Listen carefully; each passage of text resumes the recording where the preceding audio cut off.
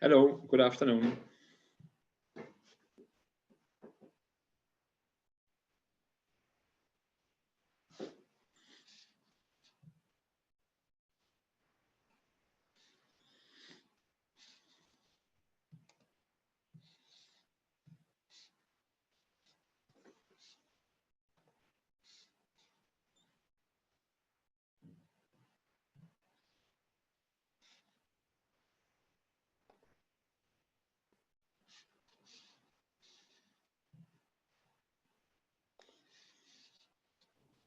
Unmute на.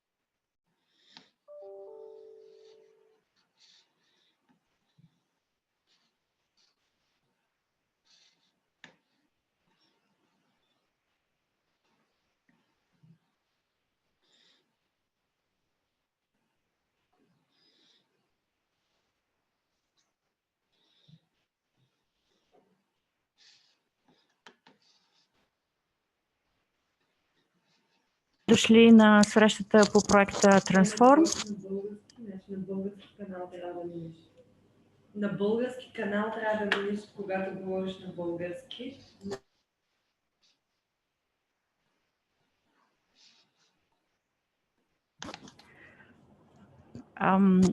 Добре дошли на срещата по проекта ТРАНСФОРМ и благодаря на всички вас, които се регистрирахте и които ще се включите в днешното събитие. Надяваме се тази среща да бъде полезна и успешна за всички нас.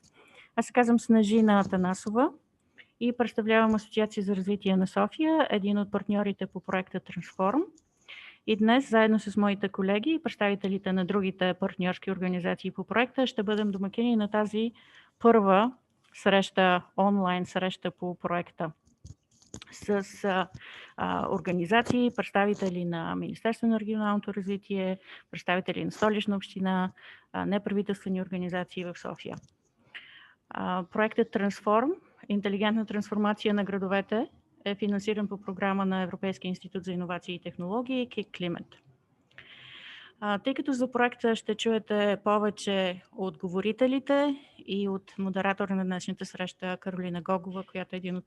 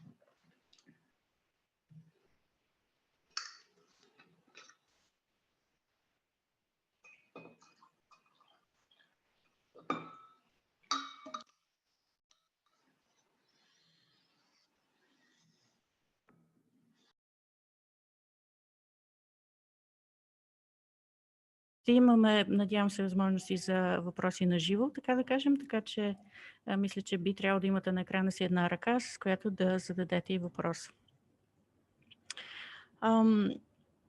Нека да направя тази интродукция на английски за нашите чуждестранни гости. Преди това да кажа, че срещата ни днес е предназначена предимно за представителите на Столична община, районните администрации, хора, които се занимават с енергийна ефективност, с саниране на сгради, защото това е основната тема на проекта. Проектът е много интересен и с много интересна схема на осъществяване, тъй като освен че е финансиран по програма на КИК Климат, той е много кратък от тези програми, които се обявиха през лятото, 6 месеца от юли до декември, специално за намиране на решения, които да отговорят и на COVID-кризата и да подпомогнат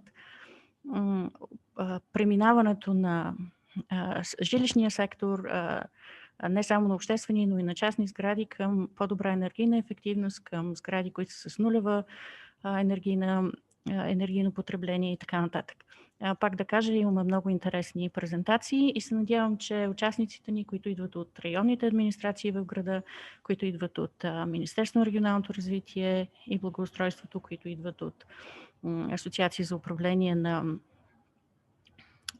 сгради, от финансови институции, неправителствения сектор, че днес ще бъде началото на една полезна дискусия, защото нашата амбиция е след приключване на проекта през декември да имаме последващи фази.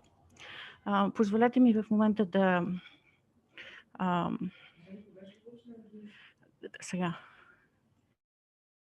Позволете ми в момента да направя тази интродукция на английски за нашите чуждестранни гости.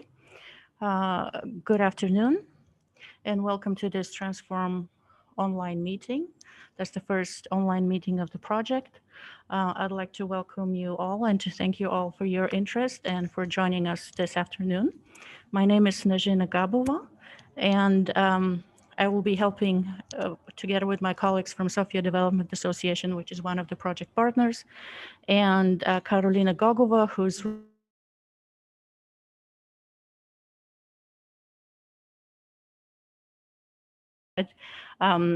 I had to switch to the English channel. I just wanted to say good afternoon, everyone.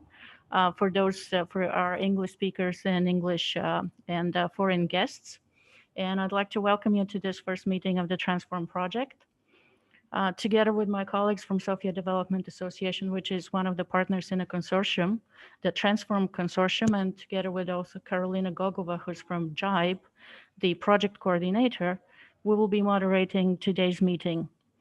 The project, let me say, TRANSFORM, Smart City Transformation for Energy Efficiency, is funded by the European Institute for Innovations and Technology, Climate KIC. Today, we would like to, together with our presenters from the consortium partners, would like to offer you a glimpse into the methodology and the strategy of the TRANSFORM project, which is focused on energy efficiency for buildings and private houses. And we hope that the model that we will be presenting to you today will be interesting to you, and that representatives of the municipality, of the Ministry of Regional Development and Public Works, of the non-governmental organizations who are with us today, that they will also be interested in how this model can be replicated and can be made sustainable in the context of Bulgaria and Sofia in particular. Before we begin, just a few technical remarks. In order to have good sound, a good quality sound, please mute your microphones. If possible, use headphones and mic when you speak. If you would like to listen to English and speak English, please choose the channel English. For those of you who want to listen and speak Bulgarian, please choose Bulgarian. If you have a question, please put your question in the chat, either to everyone or to the person who is presenting. Very sorry for the interruption, but please bear in mind that the option off is for none of the languages. So either choose English or Bulgarian. Thank you.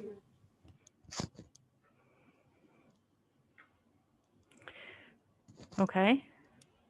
So yeah, this is just a remark from our technical expert here. I was just asking everybody to mute their microphones to avoid static and any background noises. If you have a question, please put it in the chat, just write it down, and then the moderator, Carolina, will read the question and the respective speaker will have a chance to respond to it. We will be recording the session so that at the end we will have access to the audio for further discussions or just for further information. Without further ado, I would like to give the floor, or rather the screen, to Karolina Gogova to present our speakers and the first person to speak today. Karolina? Sure. Hi, everyone. My name is Carolina. I would like to thank everyone for participating and most importantly to Sophia Development Association for hosting and organizing this event. It's a pleasure for me to interact with you. So if any point in time you have a question, please feel free to write in the chat, as Najina mentioned. And after all the presenters are done, we'll have time for discussion. So we'll open the floor. And if you have anything left to say, then we can discuss that then. I would like to first start with our project leader, who is Hans Hauff. He has been in business development for many years, and he will be able to tell you more about the solutions and the services that we're working on. So Hans, take the floor. Thank you, Carolina. Welcome to everybody. Nice to be here. Who will show the slides?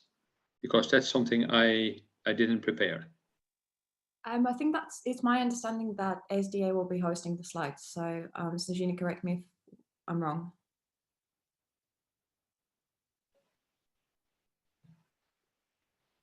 Oh. I think she's also interpreting, so maybe I can try and find your presentation. Apologies to everyone for the technical difficulties. Okay, yeah, well, I can also do it. So I will share my screen. Sure. So that we, because I'm, there it's coming. Yeah. Thank you. Maybe you can make a big screen. Thank you very much. So yeah, welcome to TRANSFORM, a project we started, let's say, the 1st of July, and a project which we will, let's say, end, at least in the first stage, end of the year.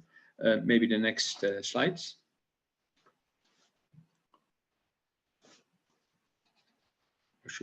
Okay, yeah, so in order to explain about the project, I want to take you a little bit far away from the project and look at a statement which is made by Ban Ki-moon, a former Secretary General from the United Nations.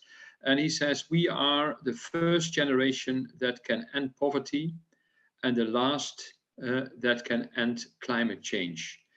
And well, based on such a statement and based on this, we say, listen, our project brings us a little bit closer to home and to what you and me and everybody can do. And let us start at our own homes and transform our lives and transform our living environments in order to bring a little bit of solution to what Ban Ki-moon is stating. Next slide. This statement is also translated by the European, let's say, climate vision on the future, strategies and objectives. And what you see is, and I think that is clear for everyone, we have to address all the problems of the climate changes. And the ambition is that by 2050, Europe should be, let's say, climate neutral. That means that we not use any natural, let's say, oil-based resources, and that we use only natural resources which are available, like sun, wind, or other sources, and that we have to change our cities and our way of living. and based on this, also Climate KIC, EAT Climate KIC based their projects and their let's say they're looking for projects which contribute to these kind of strategies. And our project Transform is one of these projects. So maybe the next slide. So the Transform, if you just to dive directly into what our goals are by the end of this year, is to showcase let's say smart energy services for homes, where we can reduce the energy consumption in these homes by 15 to 30%. We want to analyze and simulate full retrofit of homes, energy retrofit of homes, where we think that we can reduce the energy consumption between 50 and 90%. And for that, we change the homes itself. We make isolation, we make different roofs, we make all kinds of systems in the home for heating and cooling, and for let's say using energy in a different way, so that we can meet these targets of 50 to 90% reduction. And the last target we have is that once we start changing these homes and changing the living environment, we also want to address, let's say, the inhabitants of these homes by ensuring that we also look at smart health and well-being services, which makes it possible for the inhabitants to possibly to lower their health cost, because they are more healthy, less risky that they get some kind of diseases, more resilient for COVID type of problems, etc. Next slide, please. So if you look then in a helicopter view to the project, as I said, we like to be to address the COVID-19 and the climate change, and to ensure that we as citizens of a city or citizens of Europe become more resilient to all kind of external changes. And for that, what I just said, we transform digitally the homes, we do full transformation of homes, and we look at personal well-being services in order to lower these, let's say, the health cost, and also to be more resilient against all kinds of diseases. We do this with a group of partners. We have JIBE as a partner, a Dutch company, IT company. We have Vertec, a Bulgarian IT and technology company. We have Top Sports Lab, I would say a health and fitness specialist with online services. We work closely together with the Sophia Development Agency to ensure that we keep touch with the, let's say, the stakeholders and the citizens in Sofia. We work with Bankers Without Boundaries in order to ensure that the projects we start can be that we have some kind of financial model and understand the let's say the way this energy reduction and lower health cost can be used to finance all the transformations. And we work with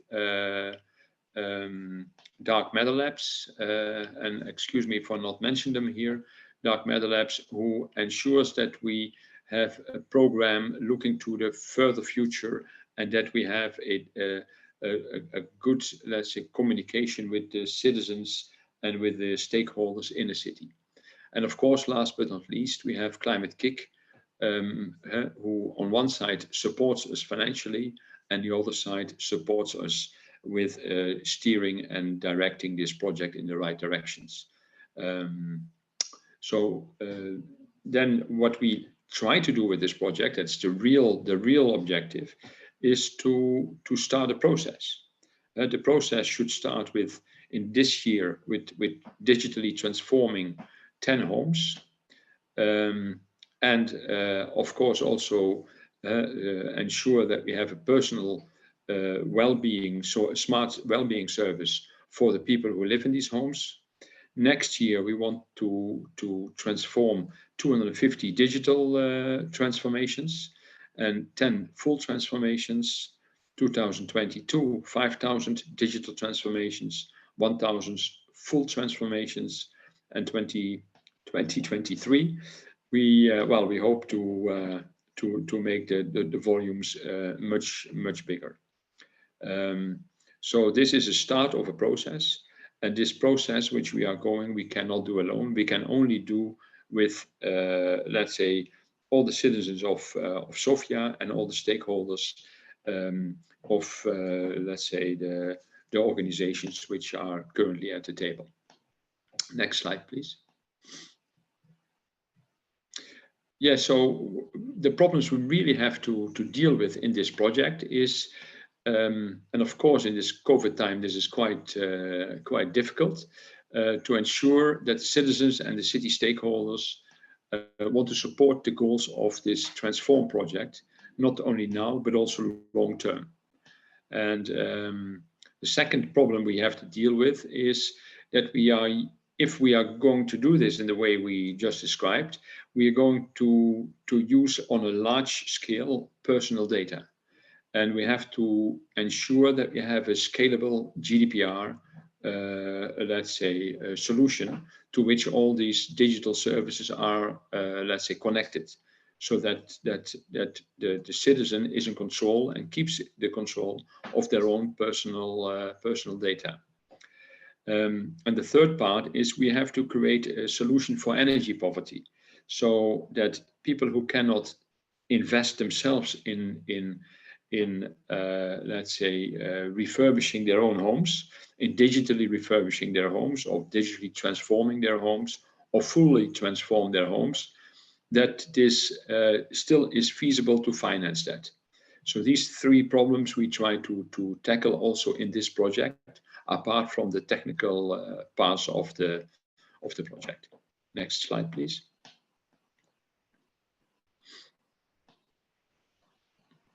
Maybe that, yeah, thank you.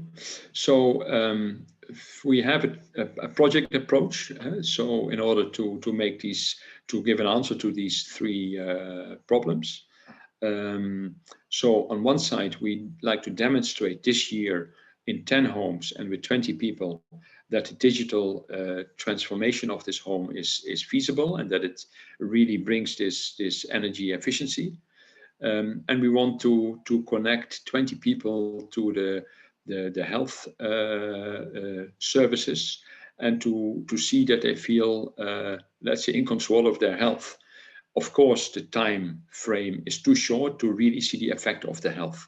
With the energy, we did we were, well, let's say, we simulated the homes in energy simulation of the home, so we could at least foresee how a home will react over a period of a year.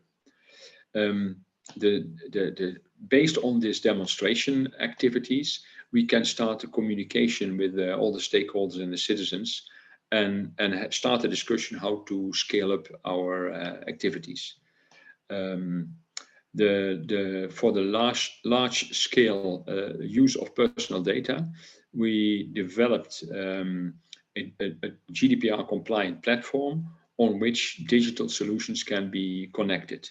I'll show you a little bit more on that later. And then for creating this energy poverty, a solution for the energy poverty, we, as I said before, we do energy consumption simulations of the homes for the digital transformations and the full transformations. And based on that, we create, together with our partners, of course, a financial model and look at what is the best way to secure finance for these kind of projects in the long term.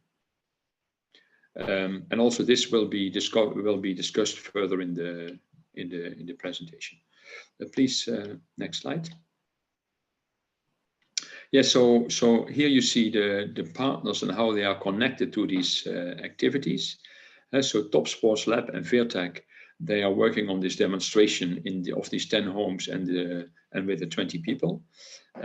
We have JIBE, who is building and supplying this GDPR compliant platform, in which the services of Top Sports Lab and Virtec can be connected. Then we have on the right top side the whole communication with the stakeholders and the citizens and how to scale up. That's work in what is done in combination between Sophia Development Agency, Dark Matter Labs, and Climate KIC. And then in the lower bottom, we see that the energy consumption simulation is done by Virtec, and the financial modeling and the securing of long-term finance is done by Bankers Without Boundaries. Maybe the next, sorry, one moment.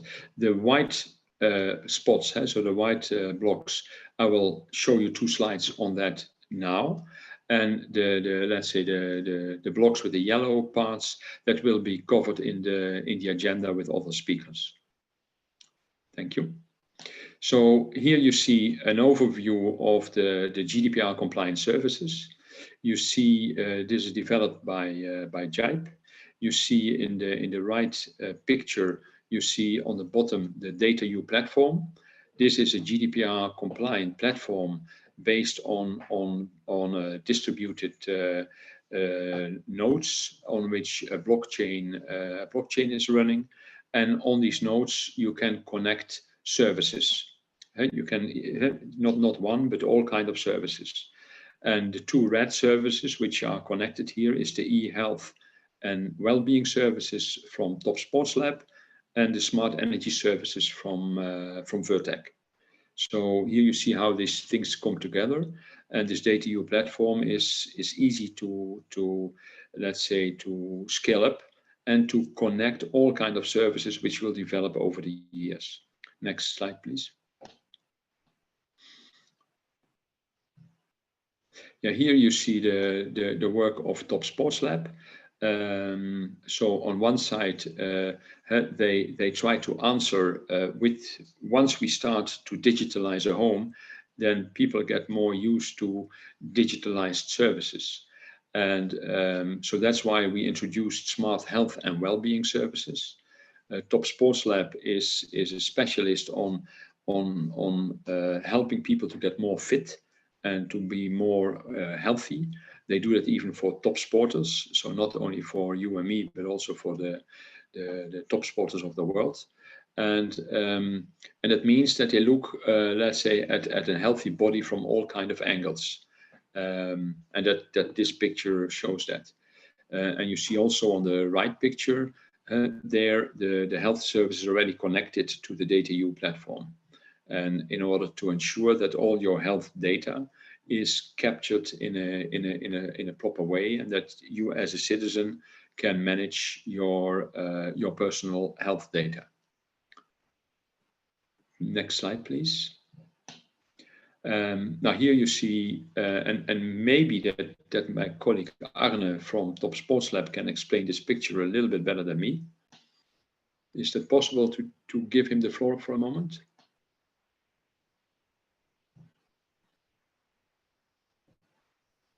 Ollie? Sure, Arne? Ollie? But you have to keep the same slide.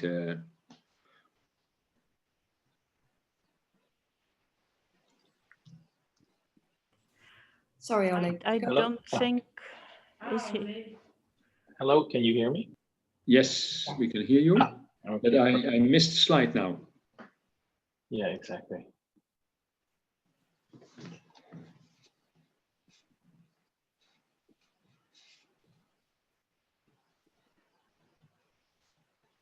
Next slide. Yeah, wonderful. I think it's one next. Yeah, one more, one further. One more. Yeah, one further. Okay, thank you. No, one. Sorry, the line. previous one. The number 11, please. Slide number 11. Yeah. Sorry. No problem. Thank you.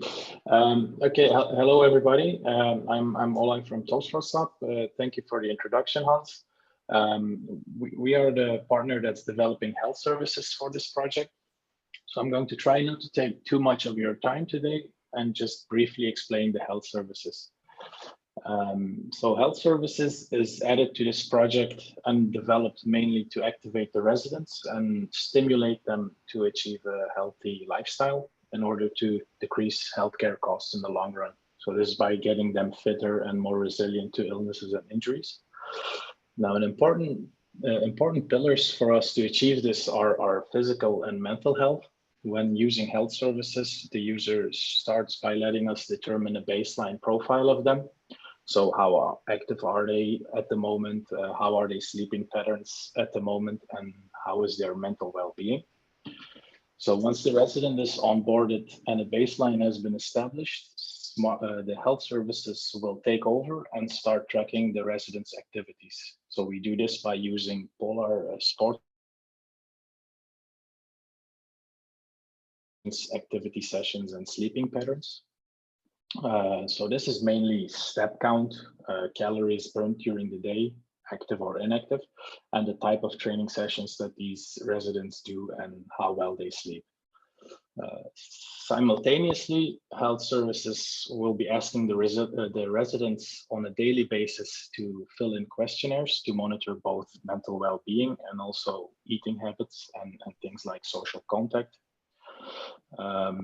While gathering these data, health services will mainly focus on autonomy and competence, as you can see in the slide. Now, by autonomy, we mainly mean things like goal setting and motivational messages to activate these residents. So this can,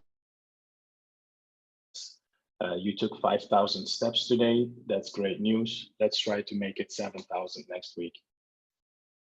In terms of competence, health services means to educate the residents on their own activities by giving them guidelines and tips and tricks about their activity levels and training sessions, while also giving them feedback on it. This feedback is a crucial part of health services. As mentioned previously, we collect quite some data. These data are collected in a big data set for the users, and in turn, health services is able to give them feedback and tailored health advice for the resident. This advice is mostly data informed, so the residents' parameters are ran through an algorithm by health services, and on the other side, feedback and advice comes out. Now, in the early stages, a human coach will be present. So if health services gives feedback or advice, the human coach will analyze it further to give a tailored feedback to the resident. And in the next stages, health services will fully automate the health advice based on research and data gathered during this project. So in short, that's what health service is going to be doing within this project. Unless there are questions, I think I can leave the word back to Hans. Thank you, Ole. Thank you very much. Thank you. Maybe we can go to the my last slide.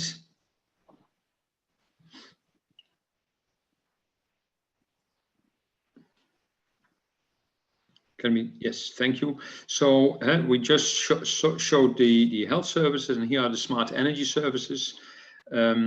What we in fact want to do is to install some sensors in your home and actuators on the heat systems.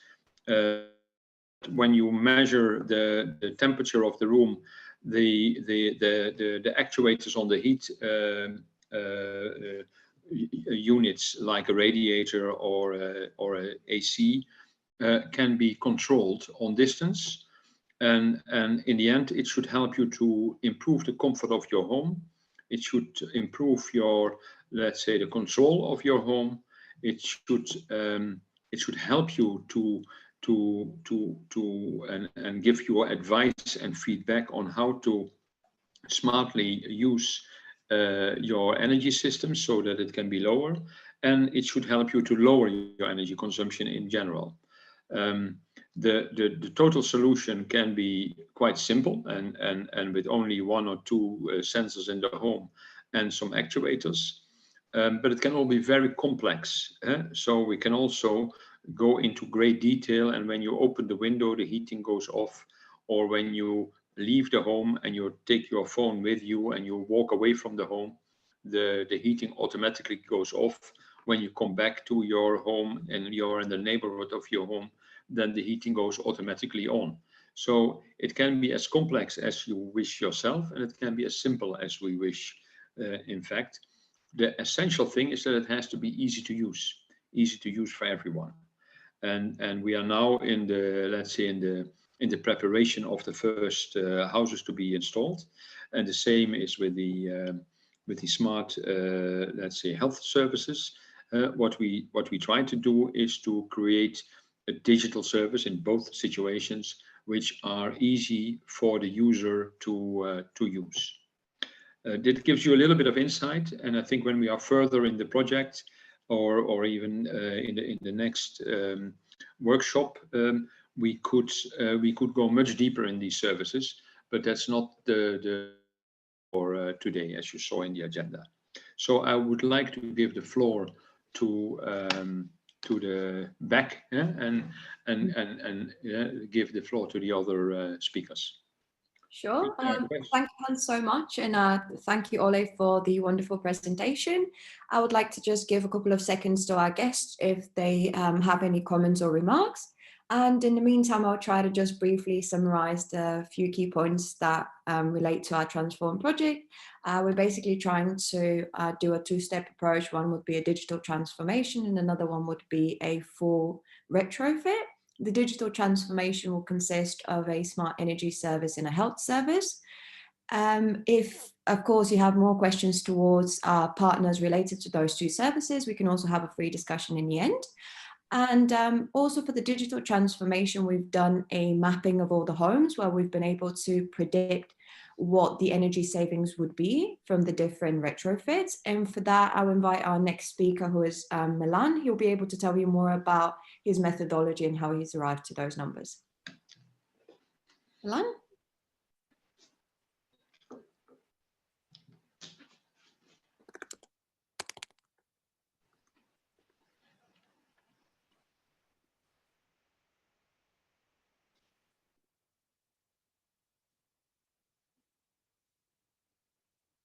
Yeah, sorry, if someone can unmute Milan.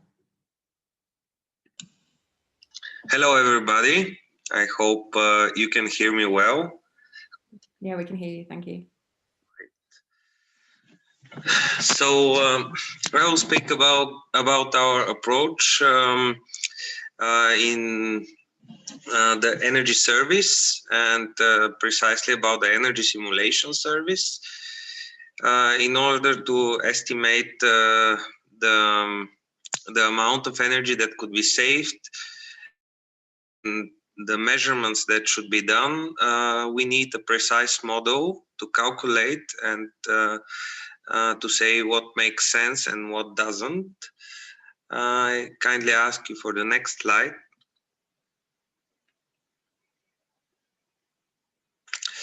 Yes, well, it's just an introductory slide. Why we do that? Why do we need the energy efficient homes, and why do we need self-sufficiency and renewable energy production? Well, as most of you remember, just 7-8 years ago, we had a lot of social tension, and even the national government resigned because of instability in the energy prices. We are a big importer of gas and energy, mostly gas. So we cannot predict the price, the energy price in the long term. There are many uncertainties, and this reflects in our bills and in our general social environment. Could you please give the next slide? So our way to become more independent and have some self-sufficiency in our home is to make our homes more energy efficient. And in order to do that, we need good understanding of the building physics behind each building. So the building physics are important because we need good knowledge to understand how we can maintain comfort levels in the interior spaces. There are different types of comfort, the visual comfort, the thermal comfort, the air quality index, or the air quality, the sanitary comfort, we can say that, and the acoustic comfort. I'm mostly dealing with the first three aspects of the interior environment. On the left side, you can see a typical diagram of, excuse me, could you, yes. On the left side, you can see a typical diagram of temperature and humidity, and you see the area where most of the people feel comfortable. We should say that approximately 90% of the people feel comfortable. There are always some 10-15% of people that will feel too hot or too cold, but we focus on the most accepted levels of comfort. And if we go too high with the humidity or too low, then it doesn't feel so comfortable. So it's not just the temperature, but also the humidity levels in the interior spaces. So please, the next slide.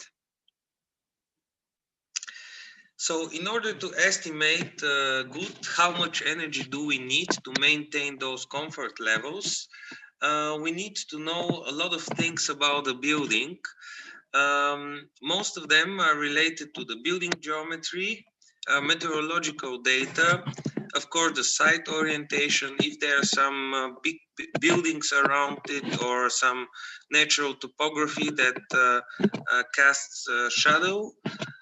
We need to know all the details about the building enclosure, the opaque surfaces like exterior walls, roof areas, ground floors, etc., but also the windows, what kind of glazing and frames are installed, and of course the heating, ventilation and air conditioning data, what kind of equipment does the building use to maintain these comfort levels, what kind of fuel is used, is it electricity, gas, or maybe it is connected to the district heating grid.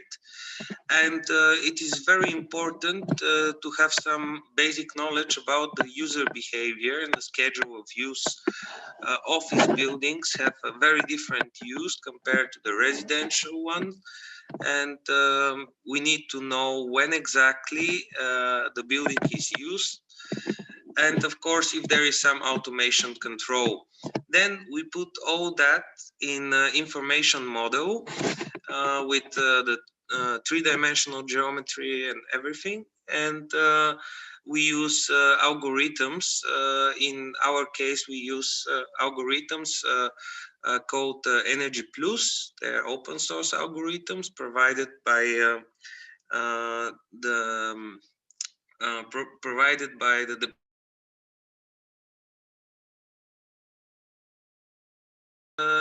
as long as the input data is correct. So if we are sure about all the input data in our model, we can expect that the algorithms give a very good and very close to the reality output. So could you please give the next slide? Yes, this is just an example slide about other analysis that can be done using information modeling. We can make a shadow analysis like on the left side of this slide. We see the shadows cast in a building in Madrid. On the left picture it is in December, and on the right picture it's in June. So we can estimate, for example, if we need some photovoltaic production or what are the solar gains inside our building. And of course, we put input data for the building enclosure with the different glazing types, the different brickworks, insulation materials, or lightweight construction, or whatever it is. So this data should be very precise, and it also includes data for the infiltration rate. There are always cracks in the building where exterior air is infiltrated, and usually it is not so easy to obtain data for existing buildings, so we can qualitatively assume what is the infiltration rate by observing the building and making interview with the users. So could you please give the next slide? Yeah, so the output has different forms. Usually the people are mostly interested about the heating and cooling loads. And of course, the yearly, monthly, or daily energy consumption. We can also go hourly or sub-hourly, but that's rarely the case of interest. And we get the data in the primary energy units, but we can also convert it to some useful final energy. And if we have the national factors, which are known, we can convert it also in CO2 emissions.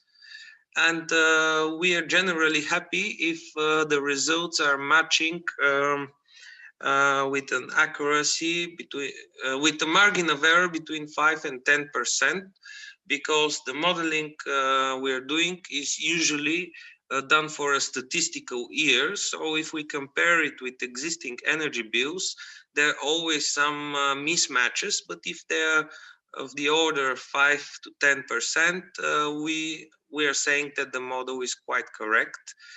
And as I said before, there are many unknown variables, like the infiltration rate or the user behavior. These are the most important unknowns in our equation. So unless there is a blower door test performed, which is almost never the case, we cannot say what are the infiltration rates, and the user may behave different in different situations. So it's a statistical year, and we assume some of the important input parameters. So these margin of errors are quite okay if we obtain results similar to the energy bills. So could you please give the next slide? Yes, so you see on the left side, there is a cooling load reduction of a typical office building. This kind of energy simulation can be provided for existing buildings, but also it can be done on the design stage of a building for new buildings. In this case, it was the design stage, so it was an office building that was about to be constructed, and we managed to improve the original architectural design and the HVAC design, and to reduce the both heating and cooling loads, as well as the annual consumption for cooling, heating, and lighting. And we managed to make the building A+, the class of energy efficiency A+, which for the office buildings is less than 70 kilowatt hours per square meter of primary energy annually. So could you please give the next slide? Yes, so in our project, we have 10, I explained you the methodology, so I'll give now some preliminary results of our project. We have 10 building sites which are simulated, and we tried to pick up such sites that are representative for more than 60 to 70% of the existing building stock in Sofia. This is very important because one of our goals is to scale up what we're doing and to be able to implement it in the next stage, to implement it over hundreds or thousands of living units. So we picked up some representative sites, and if you show us the next slide, we can see that those sites are situated in different parts of Sofia. We have some in the downtown area, some in the outskirts of Sofia. And we tried also to pick up some not renovated or very superficially renovated houses, which have potential for more. And in the next slide, I will show you the building site number 1. Building site number 1 is the apartment of our colleague Hans, who spoke just before me.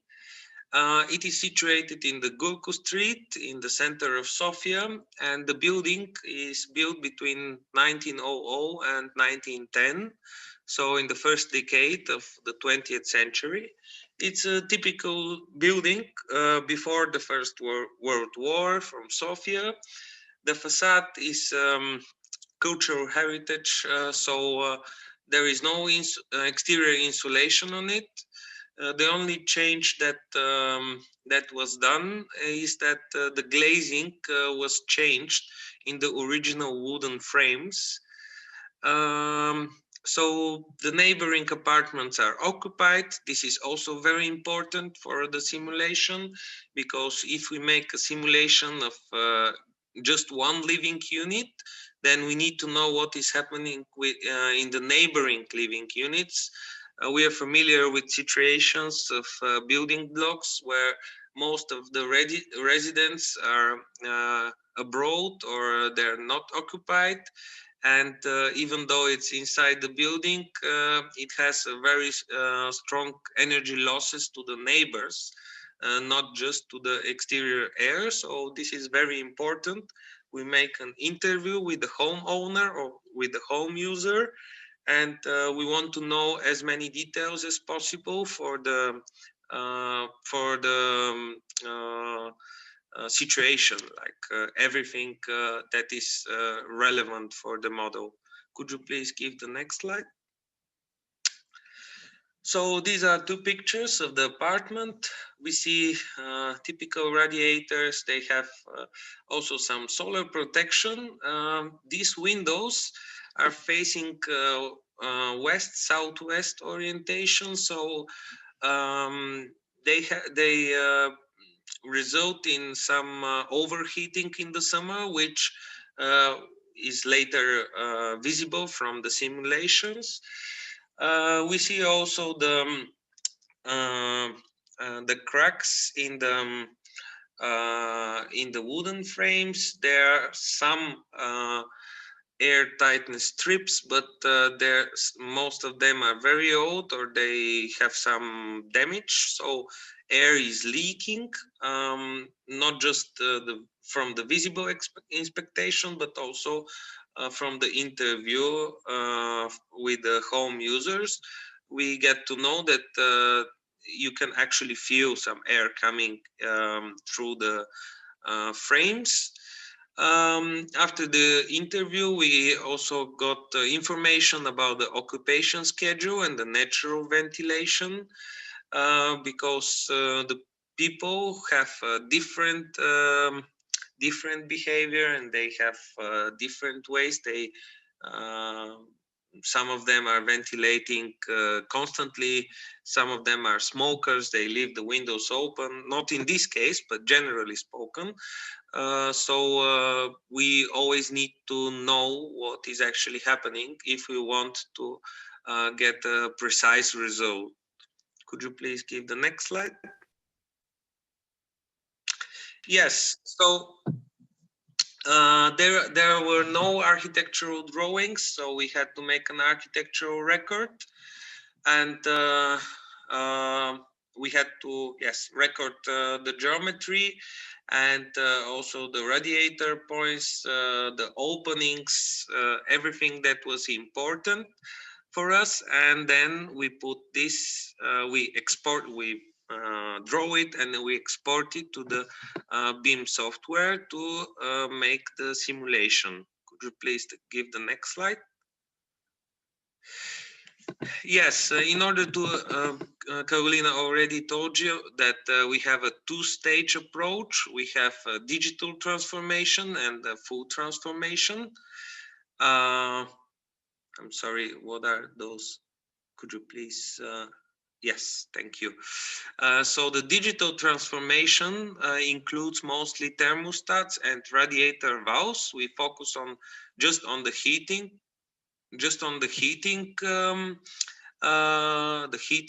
Transformation, and in the next step we also make automatic control of the lighting, and we make a full transformation with insulation, change of the window frames, improve the air tightness, add some heat recovery units, etc. So there are plenty of energy efficiency measurements. In this case, with a facade that is a cultural heritage, we planned interior insulation, and it has some specific architectural specifics. Yes, and finally, once we have made our home energy efficient, we can add on some renewable production. In this case, we planned some hypothetical photovoltaic panels on the rooftop. Could you please give the next slide? Yes, so here we see the current energy consumption, the top left corner, and then going down, we see how the apartment can change if we digitally transform it, which is the second one. And in the last diagram, we see that the heating is almost disappearing.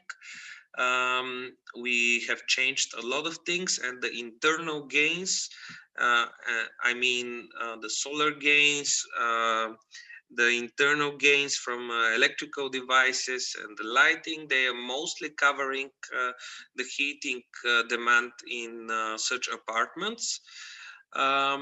When we speak about digital transformation, we generally speak of reduction of the thermostat temperature by 2 degrees because of the better control. In the current case, we usually cannot control, or we just manually control the heating, and this is not always accurate. And the radiators are working regardless if there is a sunny afternoon and there is enough solar energy to heat up. Then there are certain periods when the temperature is unnecessarily high. So on the right side, I put just one diagram with the temperatures. The blue line is the exterior temperature, the average daily exterior temperature.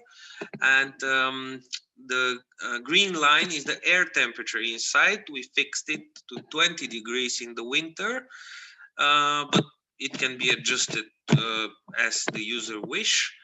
And the yellow temperature is the radiant temperature. That's the temperature on the surface of the wall, or let's say the interior surface, walls or glazing surfaces that are radiating to the interior, and we see that they're always lower than the air temperature. So it is important to have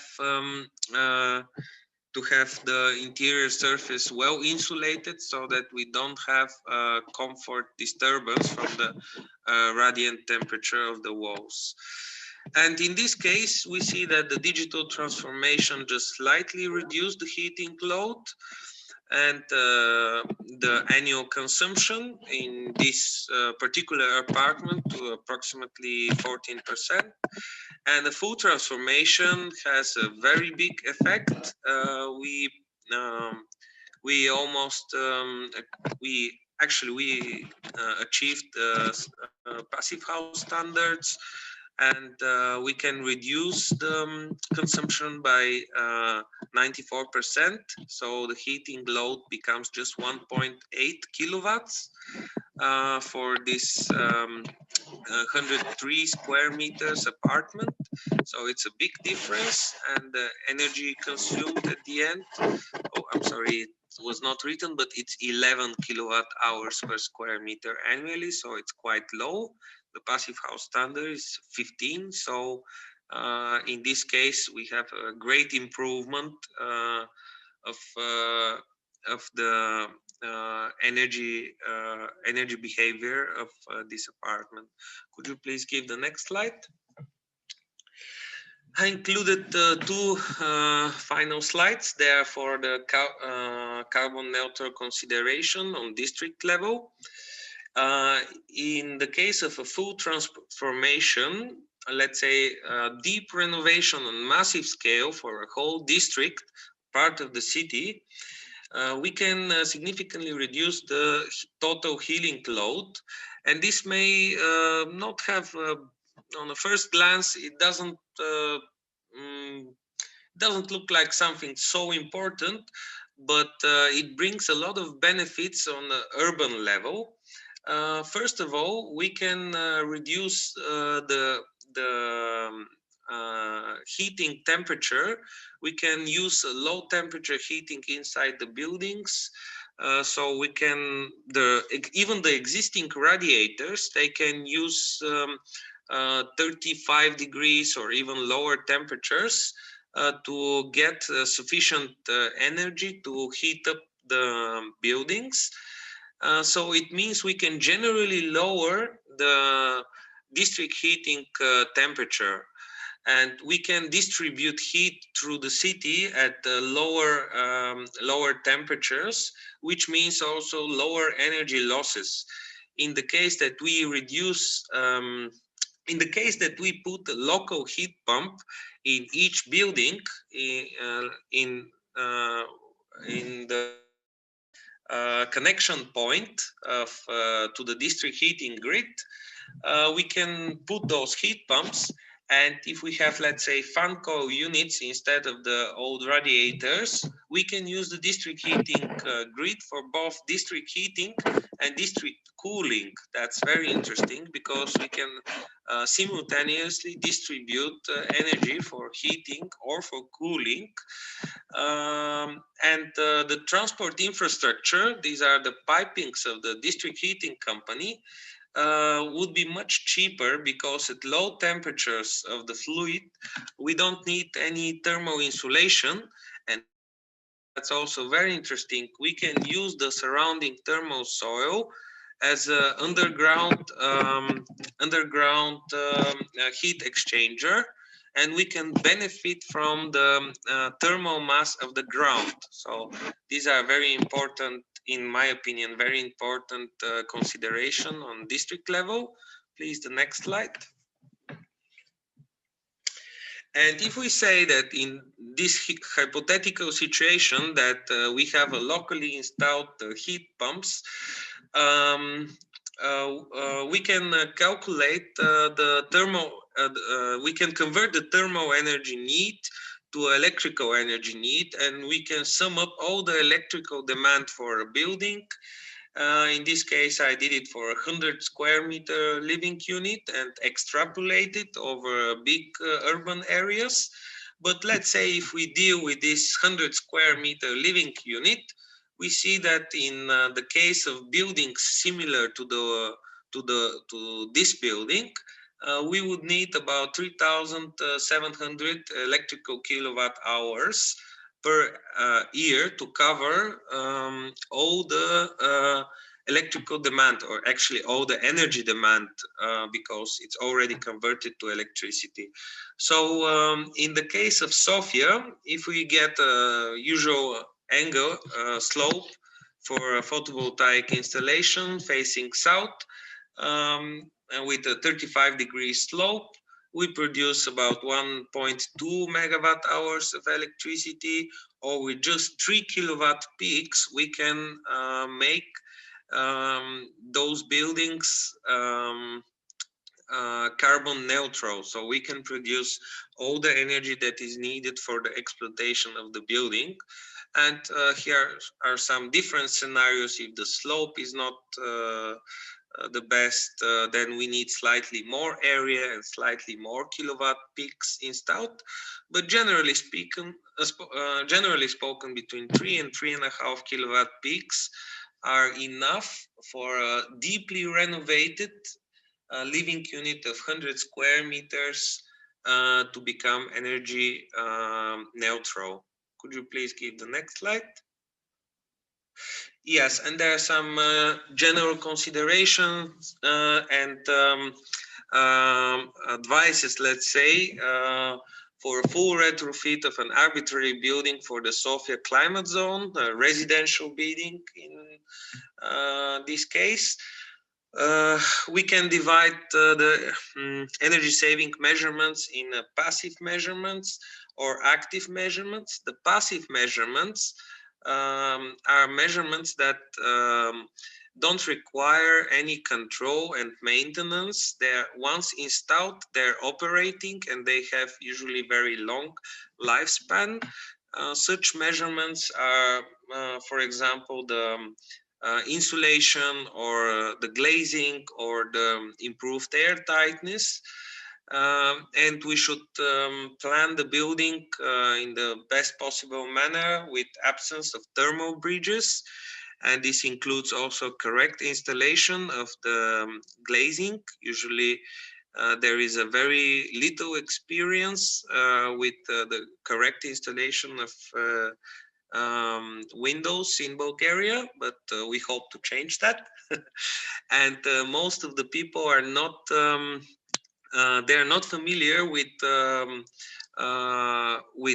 insulation thicknesses of 20, 25, 30 centimeters. This sounds like extreme super insulation, while those kind of insulation thicknesses are quite regular in countries like Germany or Denmark. So these are some examples of the passive measurements, and we can also add active measurements such as home automation. That's actually part of our project. We want to digitally transform our homes, and very important step from the home automation is the monitoring of the existing situation. So we can monitor what is happening, and then we can act accordingly and control better the heating and ventilation systems. The mechanical ventilation, still we face some difficulties to explain to people what is the heat recovery and why is the heat recovery so important. Integration of renewable energy sources. Here the biggest barriers are the administration of the electrical companies, which cause delay in the installation of more renewable energies in Bulgaria. Generally, the administration procedures are extremely slow and extremely complicated for small installations. I have passed personally through those administrative procedures, and it's really hell. We see now that the photovoltaics and the solar collectors, they're becoming cheaper and cheaper, so it makes financially sense, but these administration procedures are really disturbing. So yes, improved HVAC design and fuel consideration. Are we going to use the district heating, which is combined heat and power generation? So it's not so bad solution actually. Or are we going to switch to some heat pump solution, etc. And in the rare case, we also use some active solar protection, which is very important for office buildings, but not so important for residential buildings. So I think this was the last slide, but please check. Yes, that's it. So I'm open for some questions. Thank you, Milan, so much. As everyone can see, this is a topic that we can go very much in depth with, and I'm sure that if some of you find it particularly interesting and want to know more, I know for a fact that Milan will be very to just give the floor to Eric, who is our Climate KIC representative, who have been kind enough to finance our TRANSFORM project. Eric is the program manager of the 1 Million Homes programs, and he'll tell you more about the aims of the program. He'll also tie in his presentation with our other two partners, Bankers Without Boundaries and Dark Matter Labs. Bankers Without Boundaries are working on finding financial solutions for socially and environmentally impactful projects. And Dark Matter Labs are a design studio based in the UK, and they're working alongside Climate KIC and Bankers Without Boundaries on institutional models for retrofit in new buildings across several European cities, which would be Milan and Zagreb, and you'll hear more about their experience in Europe. Thank you, Caroline, for this friendly introduction. So also from my side, thank you for having me this afternoon. I'm a director of the 1 Million Streets program that we are developing with the aim to future-proof the way that we live. And you've already heard some arguments why that is important. So in my short presentation, I'd like to provide you a little bit of a bigger picture on what is happening at a larger scale, why is this important, and how are we trying to tackle this challenge. And then the colleagues of Bankers Without Boundaries and Dark Matter Labs will infer some further details on elements that are necessary to really make this wave throughout our society, so that we can leave this earth in a way to our children and grandchildren, so that they have the same opportunities that we had. So what we currently see is a wide range of trends that make it difficult, to not to say even more impossible, to some groups of people to get their own affordable housing. There is, for example, also the widening gap between house prices and income levels, not only in, let's say, the big cities like Paris, London, Amsterdam, Brussels, that I understand that's also the case in Sofia. The risk of energy poverty has been mentioned already. What we also see is a social trend that although there is an increase in population, the increase in single, or let's say less people households, is even stronger, meaning that the requirement of homes is really increasing for the future. And if you know that the lesser people live in a home, the higher the energy consumption per person is, that creates some question marks about how we're going to make sure that everybody is able to, first of all, obtain that living space, and on the other hand, also obtain enough energy to create a comfortable living environment.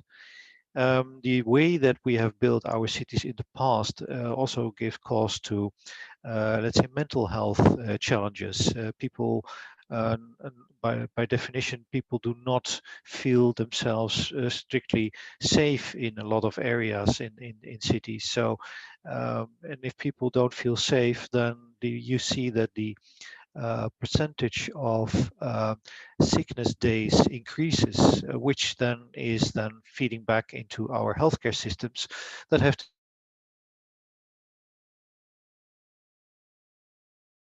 we live in a way that we prevent these health issues to start, for example.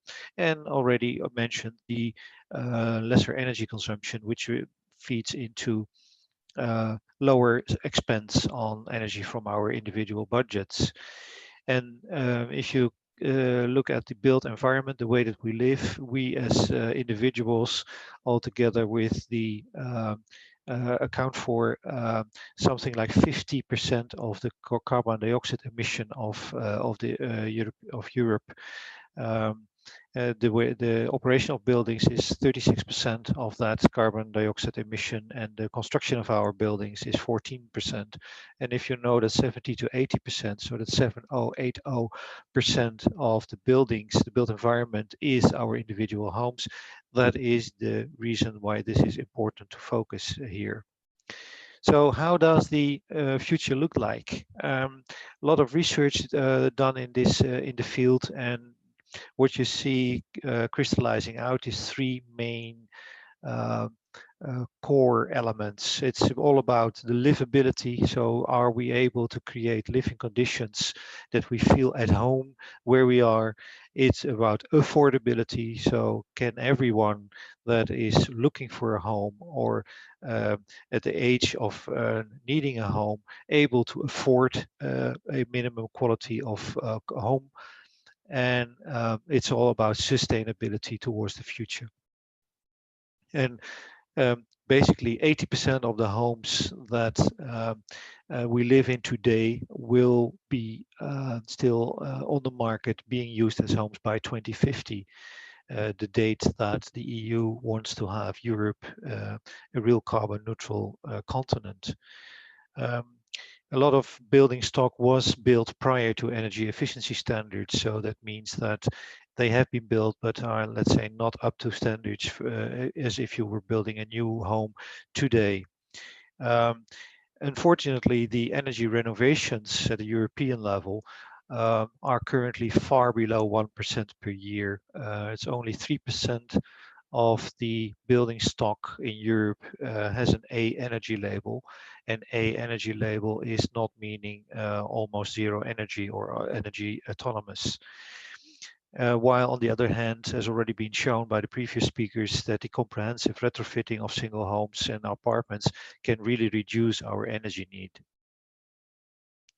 So if we look at the perception of let's say, in between brackets, average citizens throughout Europe, then there's a very interesting study published by the European Climate Foundation in 2018, also done in Bulgaria. And the good news is that there is a positive attitude towards high energy efficient homes in Bulgaria. But people seem to be not very familiar with energy efficiency and only have a limited understanding about the implementation of measures and the advance of alternative energy. So, and basically the target the Bulgarian from this study then are looking for is looking to have an improved living conditions. If you see throughout all those different countries, so that was Belgium, France, Spain, Bulgaria, and Poland, then although there is the local differences, three main motivations is that the individual homeowners are looking for. That's on thermal comfort, that's saving money, and that is a healthy environment. So basically transforming the individual, let's say, house that is providing protection and comfort into a home that is the foundation for further social connections. So what are the solutions on the market? Already for 15, 20 years, there are, of course, technical solutions on the market. But if you look at it in more detail, what strikes us is that it is mainly transaction driven. So it is someone has a need, then a specific solution is just offered specific to those needs. That means that the whole renovation of homes is still approached throughout Europe more as as projects rather than as building a business, and then that would drive into an economy of scale, driving down prices. So that means that the type of renovations that is on average done in Europe is rather superficial rather than systemic, so not really into near zero energy. Means also that the building and construction industry itself is not generating the kind of margins and volumes of money that will legitimize an investment into more industrial ways of working. And by that, the amount of money necessary is unattractive for scaled private capital. So that means also that the kind of funding that is still needed is quite expensive. So basically, if you map out the different solutions out in the market, you see that they are either focusing on the idea that individual homeowners will be triggered to take action. So, for example, a city providing a grant structure for renovating home then assumes that the individual homeowners will knock on the door and will start working. What you see is that suppliers usually are there to just offer double glazing or insulation or facade insulation, so just very itemized elements rather than a total solution.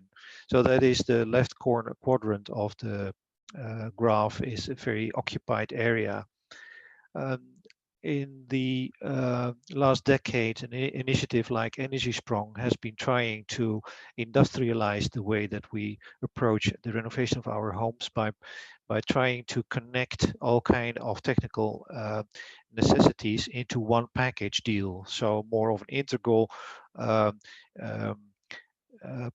envelope around your home, providing all the technical stuff to insulate the home and be, let's say, in need of lesser energy consumption. Unfortunately, this is only really quite still technical push, and assuming that the individual homeowner will take action to get this done, and that the individual homeowner will also ensure the funding and the financing of the whole project.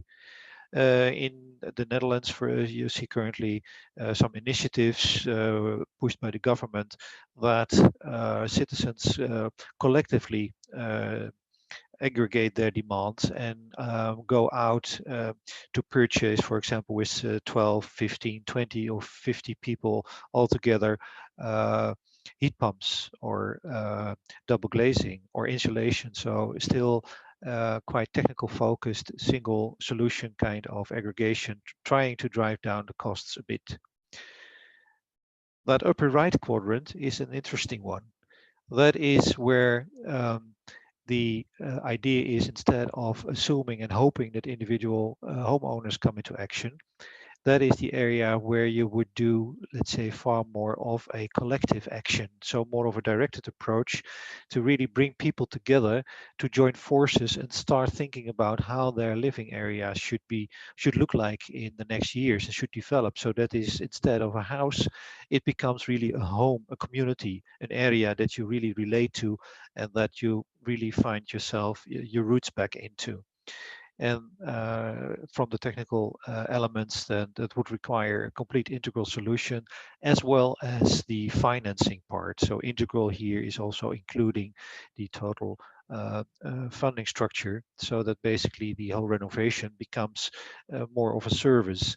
In order to do that, that means that that's also from the research that we've been doing, and that's where Dark Matter Labs also will be touching on, is the renovation of an individual home, replicating that is not giving us the impact that we want. If you really think of it, about bringing the renovation of a full street or even a district, then you're touching on all kinds of co-benefits that people will get. For example, the greening of streets, so having trees in streets, will have a very moderation effect on the temperature profile in that street. So you don't need to invest that much energy in the cooling systems in the homes anymore. It's providing also the outside air quality that you would require. And in fact, the street, the green infrastructure in between homes is very important nowadays, with also the increased extreme weather. So how do we ensure that the heavy rainfall is not flooding away and damaging our neatly renovated homes? How can we make use of that water, and so that we don't have flooding on the one day and droughts in summer, which is actually now really a pressing problem in various regions in Europe already, not only in the more southern countries, in the Mediterranean countries, but also, for example, in Flanders, in Belgium, is really an issue. So this more integrated, integral approach at larger scale, providing the economy of scale, needs a orchestrated approach to really make sure that homes and districts become renovated, especially at the scale that we want to work. You already saw some numbers in the presentation of Hans that target 10,000 homes in a project.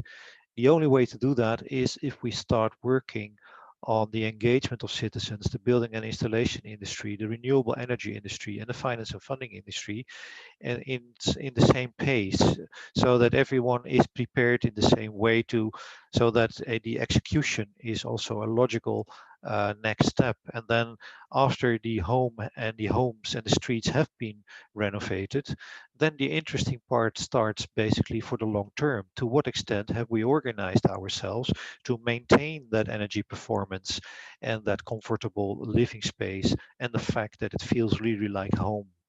So that is where this maintenance period kicks in.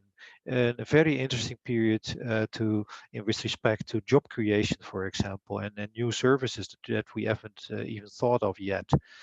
So that requires an orchestration alongside those four, let's say, main groups that you would need to have this large-scale renovation. And then there's the city government there as a facilitator of the whole process of making sure that regulation is really enhancing this social development process rather than hindering with all kinds of contradictory regulations, which is the case in a lot of cities all over Europe. So that's really a challenge there.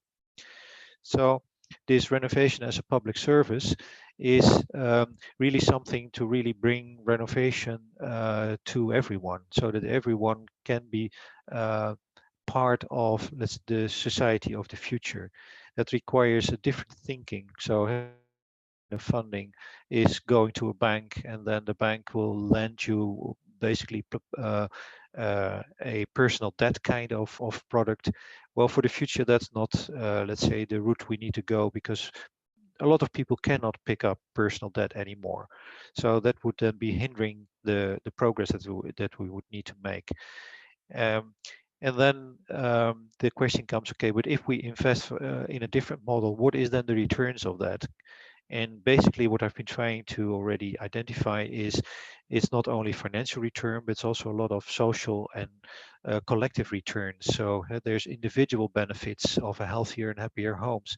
There's more local benefits in the local surroundings, in the community.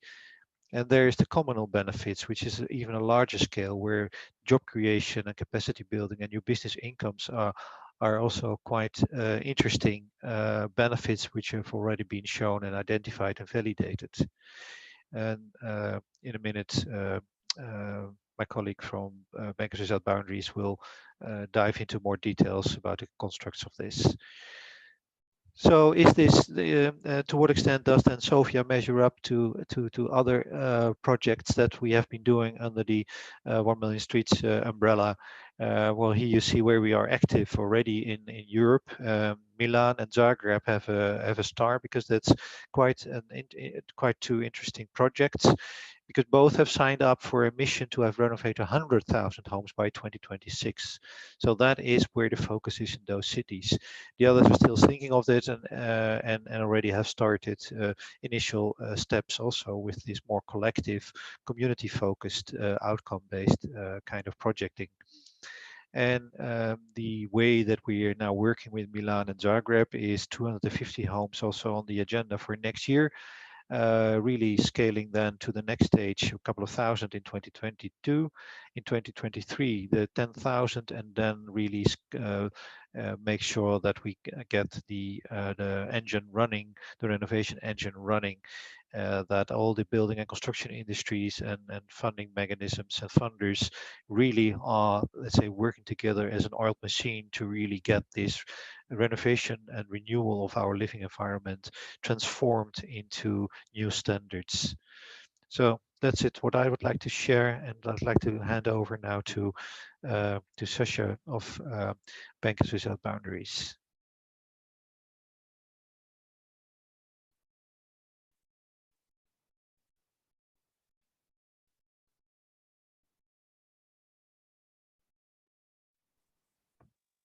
Hello, from my side as well. So I will go deeper into the financial aspect of the renovation and retrofitting, and I'll start sharing my screen. Wait a second. Just presentation.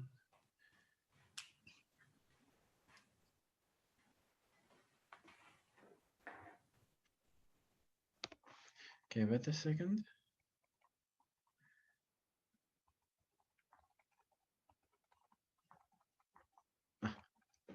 Here we go. Share screen. Can someone let me share my screen? Yes, sorry. Would you spell your name so I could find you quickly? Alexandър Виезе, it's W-I-E-S-E. Okay, I'll make you a co-host and this should work. Okay.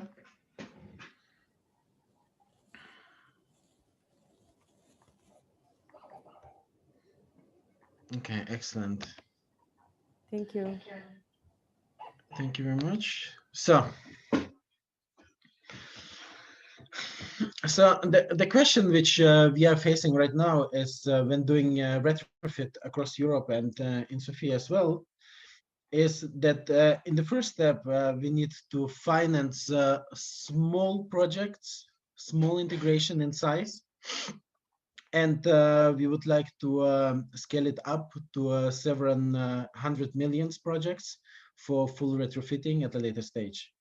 And for both purposes, we would need to have the same or at least similar products. A second. Yes.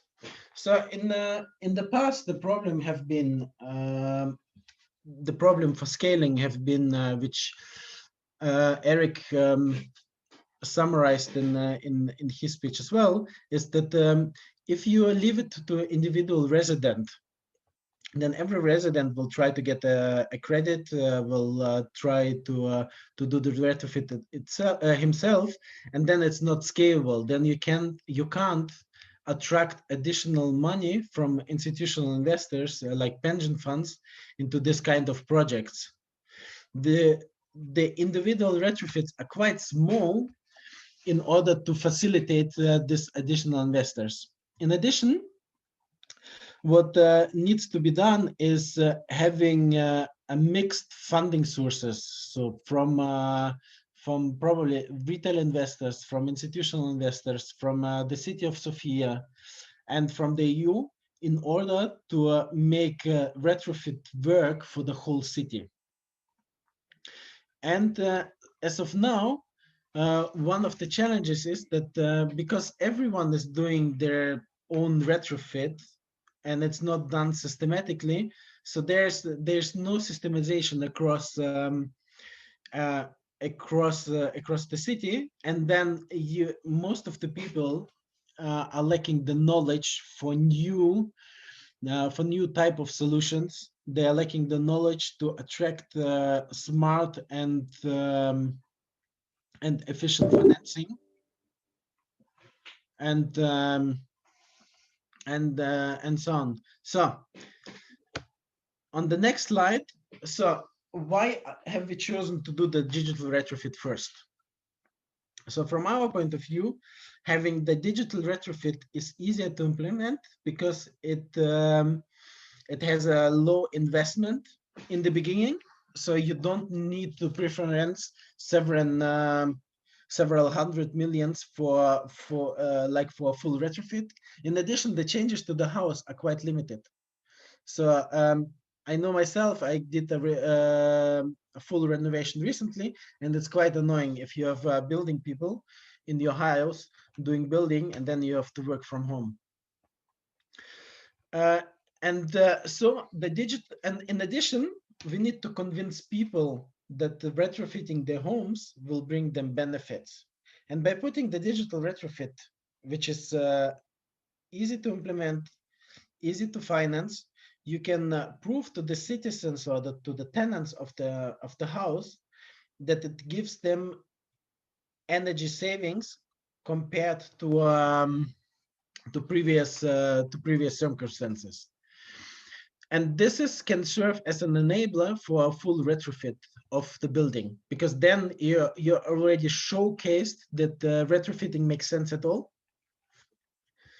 at least from a digital perspective, and you can show them house by house, district by district, that the full retrofit can work as well. So now, like in the past, if in Europe and in Eastern Europe as well, if a city would like to wanted to change or to retrofit their homes, so the best example is Eastern Berlin, where after the fall of the wall, whole districts in Eastern Berlin were renovated by using state money. So the state money, in this case, Berlin choose to take the money in form of a bond. And in the first step, it looks quite attractive. Then as a city, you can issue a bond, you have a certain rating, and probably you can get some kind of guarantee from the EU of internally. And issuing a bond is quite easy. But if you look like what's besides issuing a normal bond, is that if you issue bonds for large size, especially for full retrofit at a later stage, then it increases your debt of the city and of Bulgaria. And this kind of has a negative effect on the Maastricht criteria, which every city across Europe is now concerned about. So we have similar discussions in Vienna, we have similar discussions in Zagreb, and in Milan, in Lisbon. And this is quite a certain concern. If you use financial products or financing in a smart way, then you can ease this burden of indebtedness. In addition, so usually the planning on public sector side is either from legislation to legislation. So it's usually to the next election, or in most cases, it's even from one budget year to next budget year. But on the other side, the funding periods, especially for full retrofit, are quite long. So they are 20 to 30 years. And that's a kind of mismatching. That's why you need someone to help financing the work over several periods of time, and for high, in some cases, even double-digit billions amounts of money. And in addition, the usual funding mechanisms, which is a municipal bond, they're not encouraging residents to participate in the funding efforts. So basically, so on our side, if we can create a financial structure which has a positive return, then in some cases, even I think in Bulgaria, you can attract residents or citizens of the city to invest into their own city and earn a double-digit return. So another problem, if you look into retrofitting, there are quite many financial products. So I made here a selection of the financial products, and they are already quite many, which are really, some of them are being really difficult to understand. That's why in usual cases, you need someone with financial expertise to help select the right product towards each step of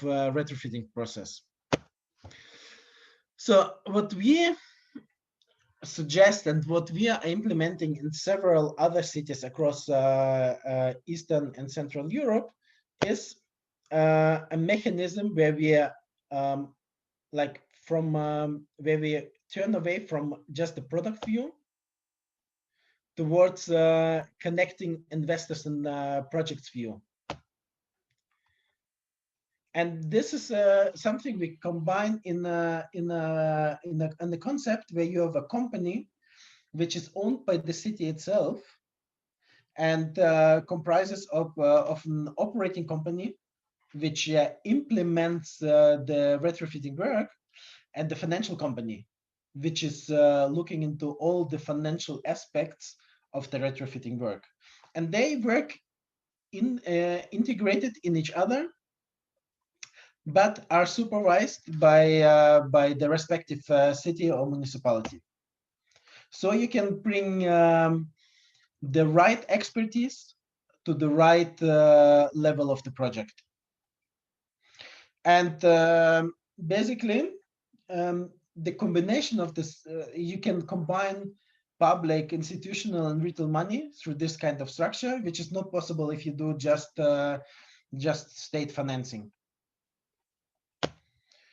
And then you can engage citizens in order to convince them for the digital and full retrofit, and in order to give them access to funding to fund their own houses where they can earn a certain return. So this is basically the structure which we impose. We will not go into details of the structure itself, because it's quite boring and we would need more time to look into the different aspects. But basically, the basic concept is you have an operating company within the framework, which speaks to the citizens, convinces them to do the retrofit work, and chooses the right buildings and districts for the changes. In addition, you have the financial company. The financing company is consisting of financing specialists, which do all the financial framework and financing around the project selected. So the OPCO is going to present the options or the projects which needs to be financed within the city, and the FinCo will approve or reject the projects depending on the financial viability.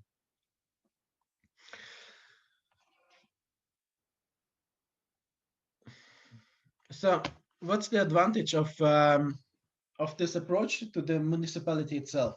So first of all, it's knowledge.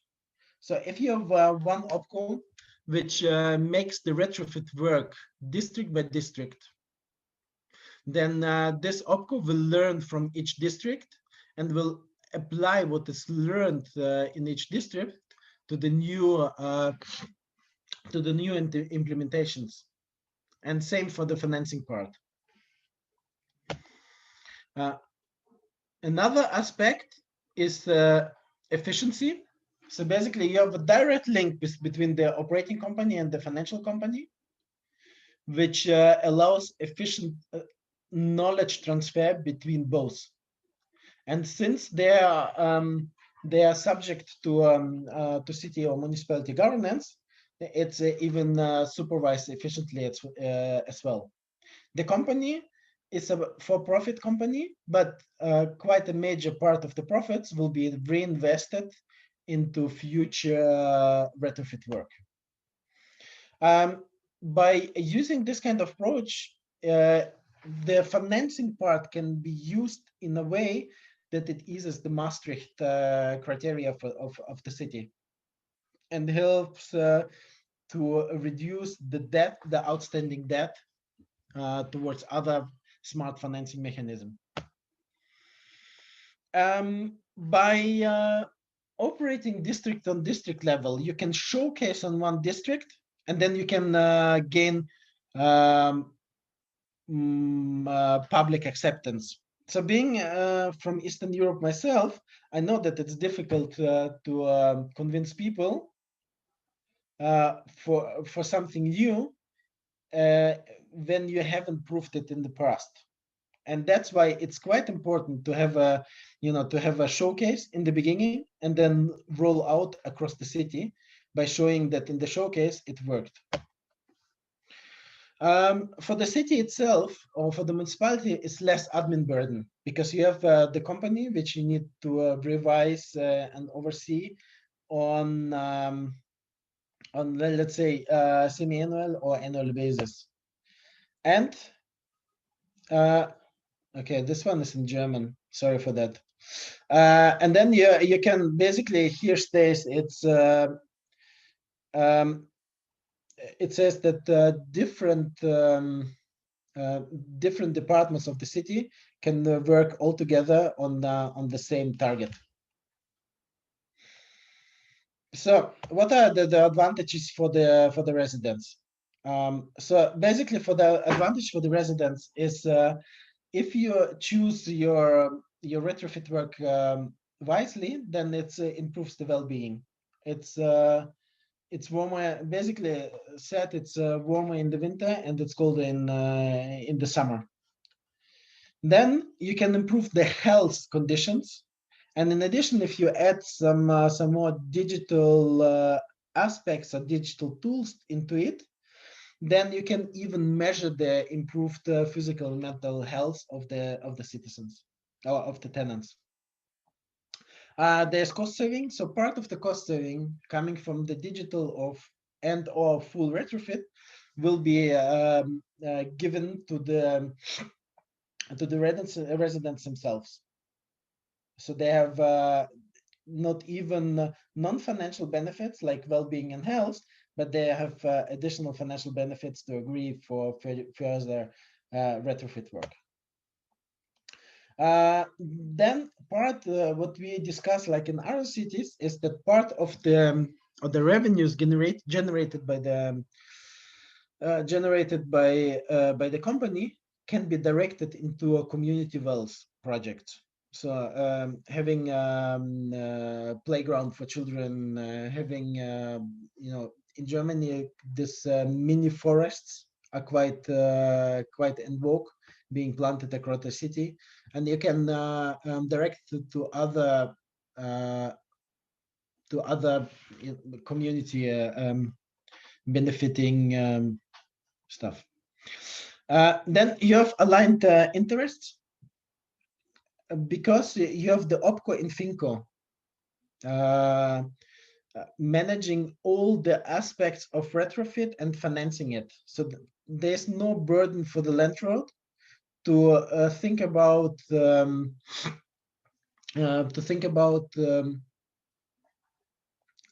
how to get money, what kind of retrofit work do I want to do. It's all taken by the OPCO FINCO concept, and then it's it can be optimized towards the tenants and the landlord,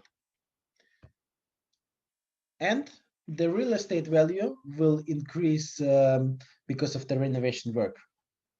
And because it's pre-financed by external, or can be pre-financed by external investors, this can be done without any kind of add-ons from the landlord himself. So the advantage for the investors as well, because they need to invest into this kind of projects in order to make it happen at a large scale. So one is the scaling aspect. So if you can consider everything below, let's say 30 to 50 million, is not considered as an investment for institutional investor. If we do the retrofit work on a large scale across the city, then we can attract different investor groups. And having a centralized company within the city will give even some market power to speak to the institutional investors, compared to individuals speaking to investors themselves. Then there's leveraging. So because the financial company is within the structure itself, the financing part can be combined. So European money can be combined with private money, And as a rule of thumb, for every euro government money, you can attract another 2 to 10 private money. It's cost efficient. So by having the integrated structure, which learned from the mistakes of the past, there's cost efficiency by integrated future projects. And since they're integrated, they even operate in an efficient manner among each other. You have lower construction risks. So in the most structures we're looking into across Europe, some of the risks of construction companies getting insolvent is taken by the city, which gives higher comfort, especially for institutional investors. Then you can create synergies, which is quite obvious, because you are rolling out the whole retrofit work across the city, and then the bigger your retrofit efforts, the more cost savings and synergies you can generate. And the last point, last point is that there's lower investment risk, because there's you have the company representing a portfolio of residents and building owners, so you can diversify the risk profile of your investments. So there's something I just wanted to share, which is just an excerpt of a product we are implementing in, or we are going to implement in Vienna. Seems like they implemented this kind of product within their current coalition contract. And basically, the part on the left is the usual cost for a city or municipality to finance retrofit work. By using outcome-driven investments, you can reduce the cost for the city by quite a high amount. In most of the cases, on average, what we've seen in similar structures in the past, you can reduce the burden for the city by 30%. So there's an additional saving for the city after the cost of the intervention, after the return for investors, which can be used for future projects. I didn't want to deep dive into this product, which we can, for interested participants, we can do a separate session to see how the product works itself, but it will take quite a lot of time, and we would like to proceed to the next steps. So, any questions? Yeah, maybe we can take in questions just right after Okay. also present their slot. That's fine. Jack, Ariana, over to you. Thank you so much.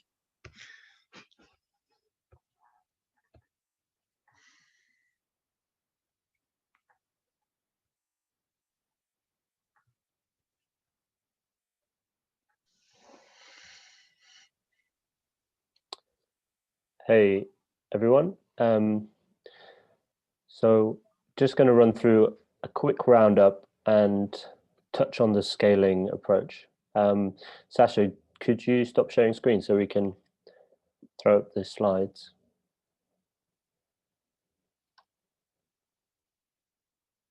Thanks. Yes, done. Thank you.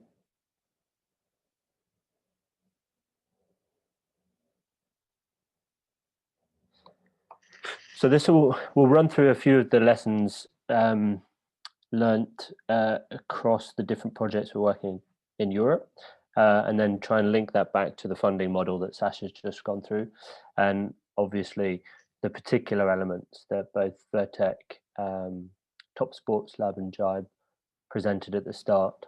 If we just jump to the next one. So just as a quick overview of the summary of common problems, we know that retrofitting needs to happen very fast. but focusing on the scale and the science behind scale alone won't meet the quality. We know that the market and the skills are very disjointed. So what Sasha was talking about, huge amounts of funding options available. And also the process of retrofitting it itself is still relatively risky and unpredictable, just as any construction project is. As such, there's very limited knowledge within the construction sector about doing this well. So we need to scale that up in joint with the market for supply. Obviously, to reach the targets that both Europe and individual countries have set, we need to slowly build up to a whole house approach. Again, that's one of the key points of starting with a digital retrofit first, because it gets people into that cycle. And a really important one, that there is no one size fits all. So finding households that are the same age, same construction type, even they differ in how we have to approach it. So replicability that you would expect in other pieces of digital infrastructure is very hard in retrofitting. So again, that's why we're focusing on some of the data infrastructure, some of the health infrastructure, and the retrofitting model as a service instead of the process itself. So yeah, just to the next one.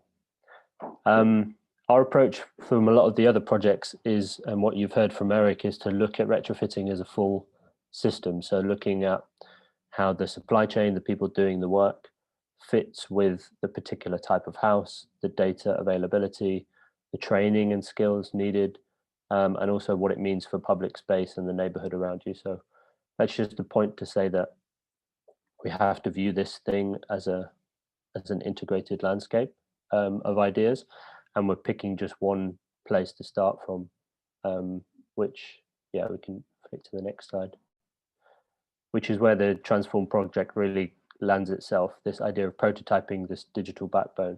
So starting with the digital retrofit and energy modeling, which Milan ran through to create a standard process for doing that well. Then moving through to energy use, the price of energy and health data, so making more transparency around that, feeding it back to residents as a motivation. Then the OpCo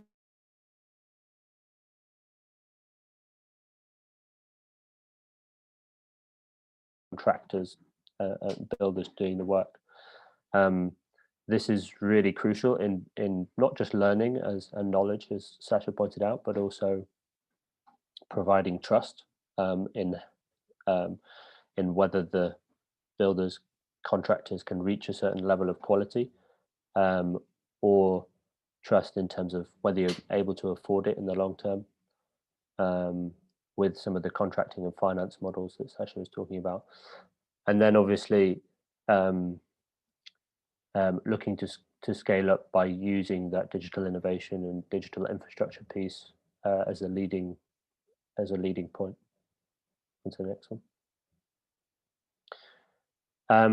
And so, you know, in the context of economic recovery caused by COVID, and obviously the growing need to scale up climate transition of built environment work, fitting is a very good way of doing that. And if we start doing that with a very cheap, fast solution through digital retrofitting, then we can, it benefits both skills and local economy. It helps to cut costs of energy and energy dependence. It improves the health within houses. So there's that key piece as well. Also importantly, more control and understanding of how you're using your energy, where that cost is coming from, and how you can manage that better and manage it more independently. And obviously, a lot of the efficiency gains and being able to scale at speed require digital infrastructure. So we try and combine all of those into our retrofit approach. So we picked out some really good examples from across Europe. Obviously, the one mentioned before, Energy Sprong, which has really pioneered the way in offsite manufacturing, very, very deep retrofitting. So taking any house and making it as close to net zero as possible. Also been using a particular type of performance contract. So one where you pay every month your energy bills, and that provides finance for the upfront cost of the build. So basing our ideas on that model, but also updating and editing them as well. The next one, Power Shaper in the UK. This is a new project. It's a very experimental one, but it takes a smart energy management system to try and reduce home energy. Also, what's great about this one is that part of the savings of the energy that you make go back to the resident themselves, but also it uses open pieces of hardware. So kit that puts in your house that can be easily changed and updated when new technology comes along, and also open data and open algorithm, open source code, again, to allow new software and new management systems to be updated as it goes. Another great one, and this is really for the communication of the piece, how do we provide a friendly service to, if we know that this thing needs to build trust and it needs to bring residents along the journey, because they are part of what energy demand and energy use is, as Milan was talking about, in terms of whether people are smoking and leaving the windows open or whether they're using energy at certain times. All of that needs to be fitted into a person-centered, user-centered service, and Carbon Co-op is a really great model in the UK that are doing that. And then finally, an example from France, Pass Renovation, which is about a kind of financial support for renovation of homes at the moment. So taking some ingredients for these, what we get and what we understand is there's different methods of scaling. So the one on the left here is the Energy Sprung approach, very large, very centralized production method, requires huge amounts of investment to start with, and is very susceptible to fluctuation, ups and downs in demand.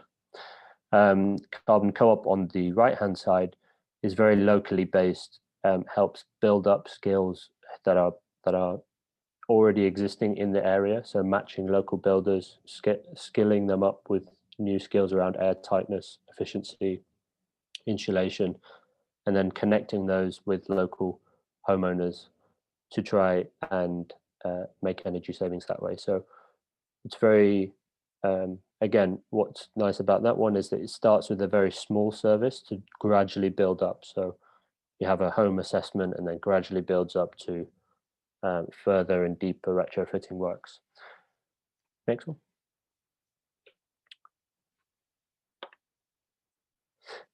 So we sort of picked the best ideas out of what we're learning across Europe, and there's sort of 4 key pillars to scaling beyond the home. So the first one is understanding our homes in terms of data and data use. So that's something that obviously Vertec, Milan, and Rumen have been working on, and being able to use that and integrate it into different bits of software, I think, is incredibly useful. Obviously, starting with residents. So although individual residents is often a barrier to scale, there still needs to be that focus on being trustable and being person-centered as a single point service, which allows recommendation and neighbors to be able to recommend and scale the service that way. The third one there, linking the demand to the training. So this is about coordinating the support into a single service so that you get the quality of, to be able to reassure the quality. So part of the transform process is really to create, with the first 10 homes, standard service that we can understand the quality level, and the digital modeling feeds into that. And then that is used as a sort of benchmark for quality and further training. And again, the bit that Sasha just talked about, the replicable funding around the performance of the actual home. So again, that understanding the benchmarking of the house and how it performs feeds into the finance model directly. Next. So what's the offer to the residents in the Transform project? This is what we're currently thinking, although it is being adapted at the moment. So up front, we have a free digital retrofit and a digital watch. So the residents understand their home energy use and their health data, with services obviously built on top of that. And Transform project with the DataU platform has anonymized data to create that baseline and the trustable service. The cheaper monthly energy costs. So part of that paying for it in the long run, obviously the digital retrofit is a lot cheaper than the full retrofit, but the same principles apply. The original investment used to pay for that is slowly paid back, but part of that saving goes to the resident themselves. So they save money on their energy bills. And the third one here, greater transparency. So understanding the data around what you're using for your energy, what uses the most energy, how can you get more aware about what parts of your home are costing the most energy, and how do you help manage that better? But also, if we do this at a family block, a family residential unit home, we can actually understand how the whole building is using energy. So you can compare energy across different apartments. And then obviously, as we talked about, the importance of the digital infrastructure and digital innovation being open and continuously monitoring that performance over 5, 10, 30 years with longer retrofits, so that it can be improved as new technology and new techniques and new services come available. And I think that's it from us. Thank you so much to all the presenters. I see that some of our guests have already started asking questions in chat, so maybe I'll just take the time to read them out for you, and hopefully someone will be able to continue translating your answers. So maybe we can start with Boris, who is currently asking about our Ministry of Regional Development, who is working on identifying the parameters for the next program period. So his question is, what would be the best way to establish collaboration between our project really and the Ministry for Regional Development and align really our goals and objectives?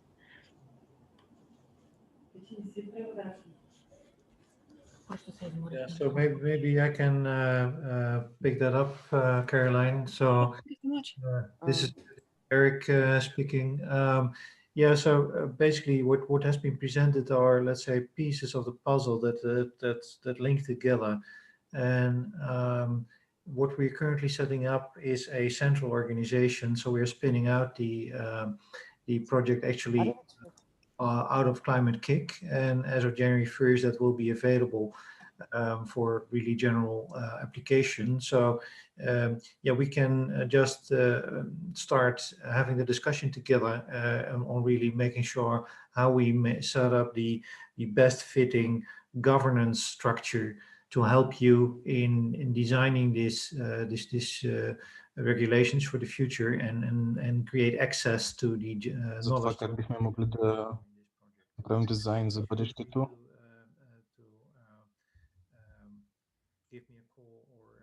За това, че бих казал, че най-добре да свържете с мен по имейл или по телефона, за да уточним по-детайлно въпроса ви, или може да свържете с Асоциация за развитие на София. And in the meantime, maybe I'll move to a question from Svetlana, which is how the energy efficiency savings will return back to the citizens. So maybe Sasha can help us a little bit there. Yeah, sure. So basically from the company itself so the company integrating the retrofit work will put a long-term contract on the for purchase of the energy, and then some of the energy so the energy savings. Извинявайте, просто имаше. Sorry. Unmute. Sorry, carry on, Sasha. I think that should be fine. Okay, so and basically there are some benefits we can monetize. Let's say if this is 10%, then we can give 2% back to the citizen, and some percentage can go into new projects, and some percentage will go to the investor himself. So this is quite easy because the energy savings can be calculated upfront, and they can be monetized in this way according to energy contract or smart long-term contract.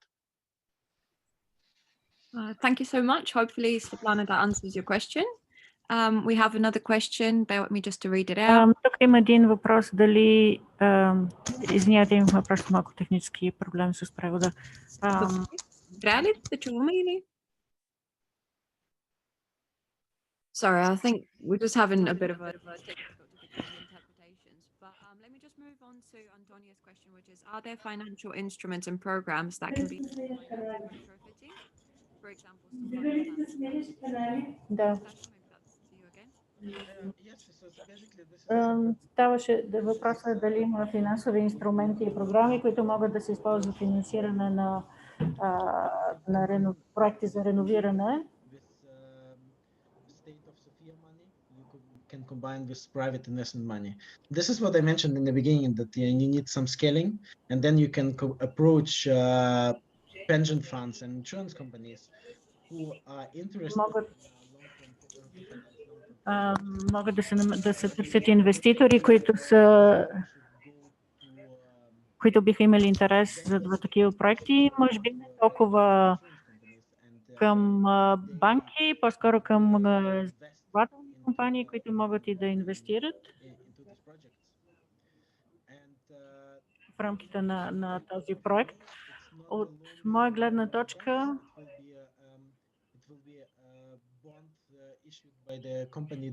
можем да говорим за акции или за ценни книжа, които се издават от компаниите, които правят строителните.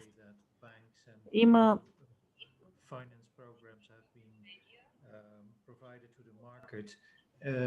make people add personal. Които банките финансират, по-скоро създават проблеми и не позволяват на голяма група от хора да се включат в такива, да намерят финансови средства, за да се включат в такъв проект.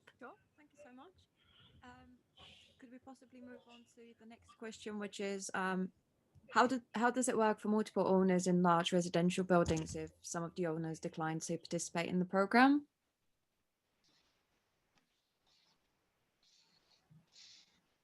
Which I think is a very relevant question, particularly for Bulgaria. So, yeah, well, it always comes up this question, and what you see is that често задавам този въпрос. To harmonize, let's say, the way that the multi-occupants in a single building are да кажем, когато има няколко човека в една сграда. And basically this is all starts with good information. Why would you do this? Всичко започва с добра информация. Защо трябва да правим това? Защо трябва да участваме? Защо трябва да реновираме сградата? Но понякога това пречи на хората и обяснява защо хората още не са в готовност за тази промяна. Process. So there must be something else that is bothering these people. So it all starts with the dialogue, and in the end, трябва да има нещо, което пречи на тези хора, но всичко започва с диалог. At some point in time, people will make the decision. Yes, I also. Някакъв момент. It always starts with the innovators and the people that are really looking forward to these new things. And Всичко започва с новаторите и с хората, които очакват тези промени. And that all requires a transparency and openness about what is Това изисква отвореност от гражданите. И от наша страна също, как ще разглеждаме всичката информация, която идва към нас и как ще also the most reluctant naysayers at some point in time say, okay, yes, you're right. Също така хората, които дори най-невярващите в някакъв момент могат да се променят решението. I think even some countries might start introducing certain types of regulations. So I've seen here for various programs that they have, say, 80% of the participants need to agree, or some even have 50. So maybe through some legislation that could be arranged to ensure that one person doesn't hold back the rest of the building. Може да се измисля някакъв начин. Или хората имат достъп. Yeah, maybe I start and then please join by the others if you feel that I miss some important elements. Basically, that is a market play.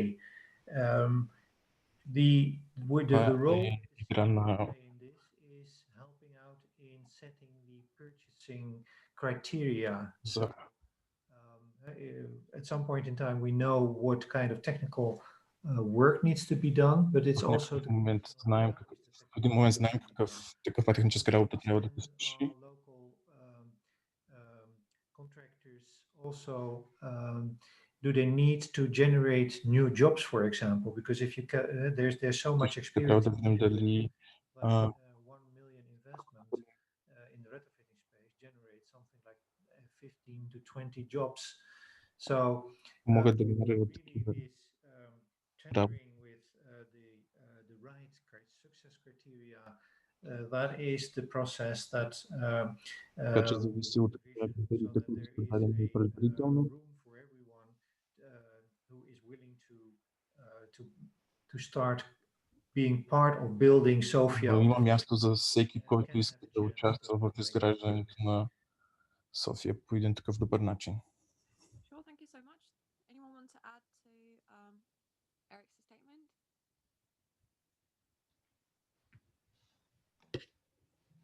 No? Well, then I'll move on to Violo's question, which is there a provisional timeline when such a comprehensive retrofit program can be implemented in Sofia and citizens can benefit from it?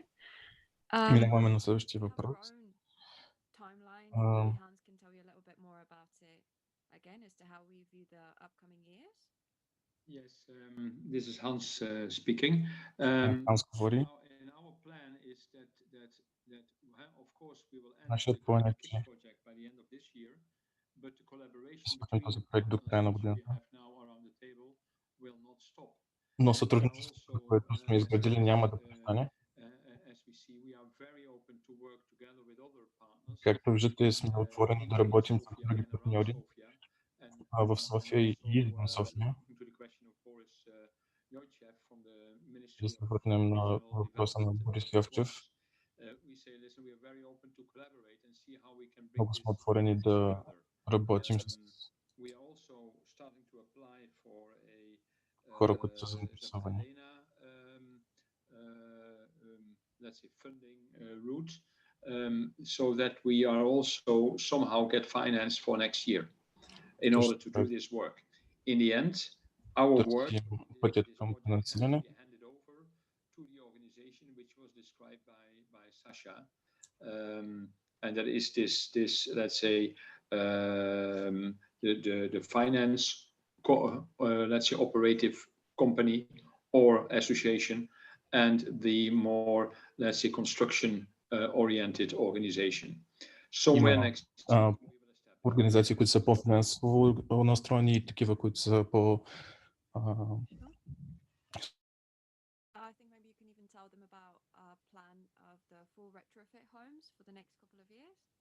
Също така мисля, че може да ни кажете за плана за ретро.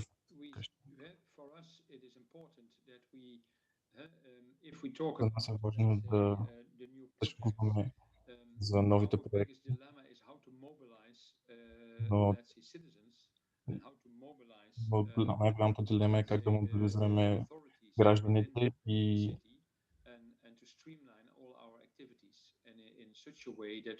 администрацията,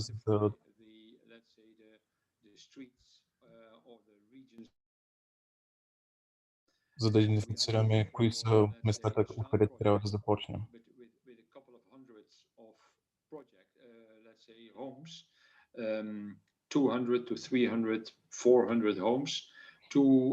Можем да започнем с 200-300 къщи, да направим пълна реновация и трансформация.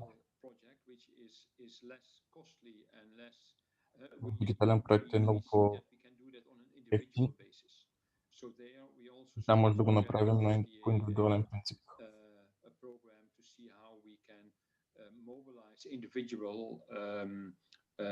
Inhabitants of homes to just refurbish their homes.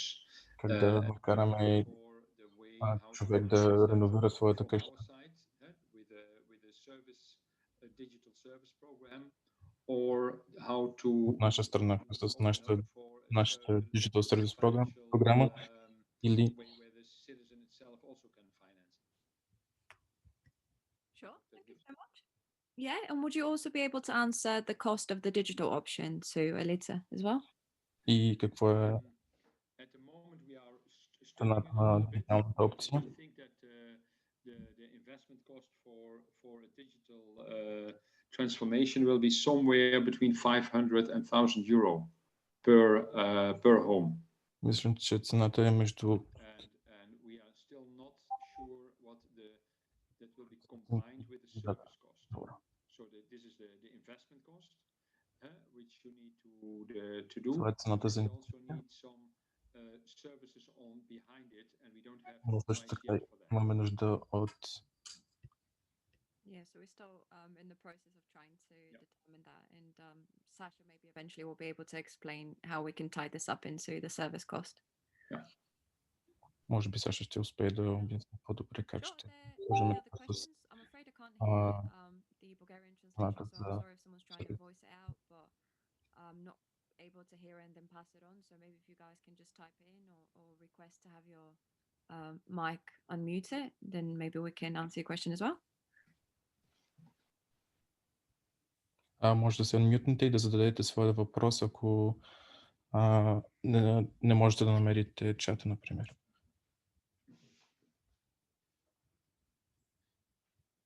Ако не може да се unmute, може да поискате права да бъдете unmute.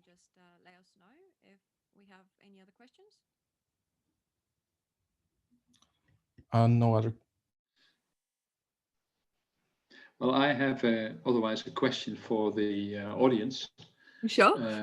And that is as we said, we are looking to enlarge our activities next year, and for that we need, let's say, for the digital refurbishment, 250 to 300 homes, and for the full refurbishment, we would like to have something like 100 homes. 100 to 300 homes even. So the question is, if one of the, let's say, participants can support us in that area, we're very open to collaborate. Ако някои от участниците искат да помогнат в тази сфера, могат да се свържат с нас и ако имат интерес в продължението на проекта, могат да се свържат с нас. Give the options and the potential collaborations, and then we follow that up. Indeed, yeah. And if we could also answer the question of Ivailo, which is maybe a comment that then perhaps one way to move forward is that this approach is also integrated into the new air quality plan for Sofia, which is under development, and where exchanging heating appliances is amount to the main measure, but limited renovation or energy poverty aspects. I think that is that's really an important these kind of collaborations we are looking for. Мисля, че това са сътрудничеството, за които търсим. We believe in somehow a full, let's say, energy retrofit. Вярваме To grab, let's say, пълна енергийна възвръщаемост, in a broader sense. за да комбинираме позитивните ефекти в по-общ смисъл. We are looking for the collaboration. Така че със сигурност търсим сътрудничество. Maybe one of the other, let's say, my other colleagues from the project can reflect on that as well. Thank you.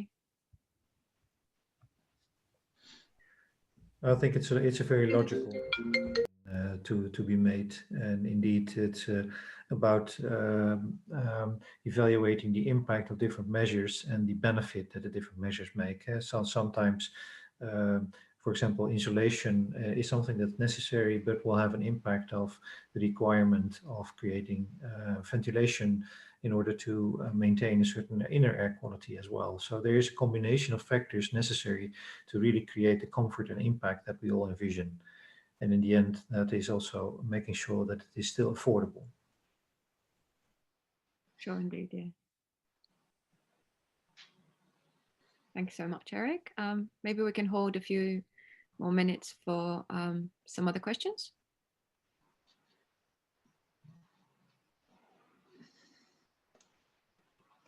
I'm sorry, Milan, could you possibly rephrase that? Yeah, let me see.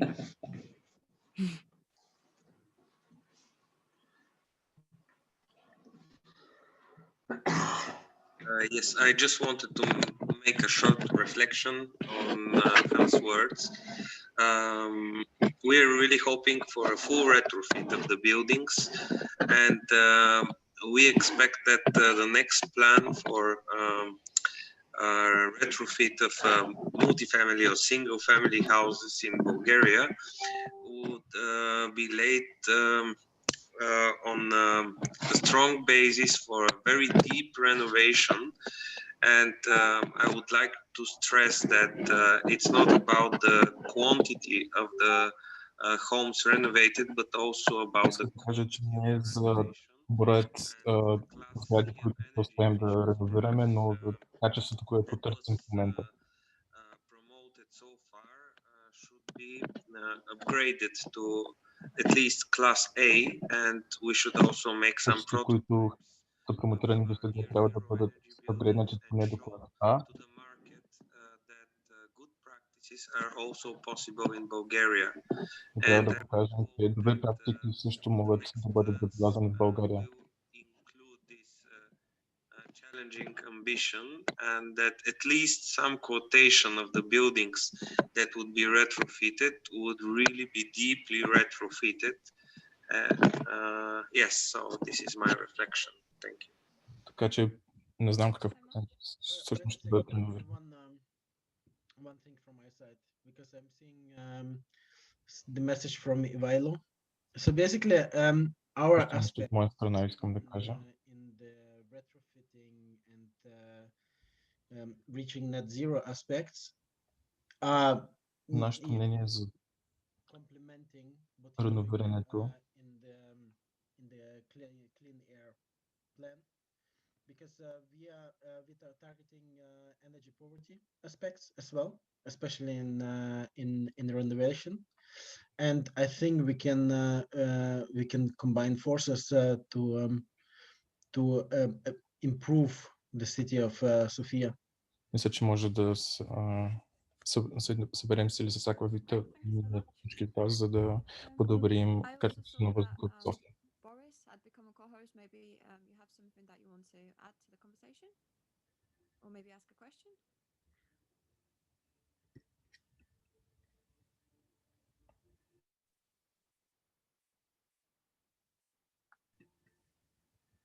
Or maybe just to interpret, sorry.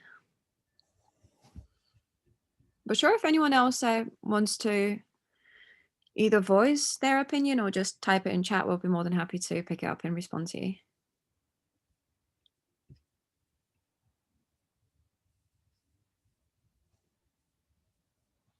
Ако имате още въпроси, може да ги зададете в чата или да се намипнете и да ги зададете. I see that there are not so many questions anymore, but I also see that we are 2 minutes ahead of schedule, because in 2 minutes we end this session. Няма повече въпроси, но имаме още 2 минути до края на срещата. Не знам дали е ясно до сега това, което казахме, но планираме да имаме втори рунд като тази презентация и този среща през декември.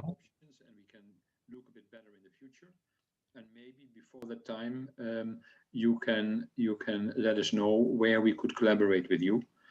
Може да се включите на срещата и преди това може да се свържете с нас, да кажете по какъв начин можем да се сътрудничаме. Maybe then I give the floor back to some people who have a question, and otherwise I wish you a wonderful rest of the day. Sure.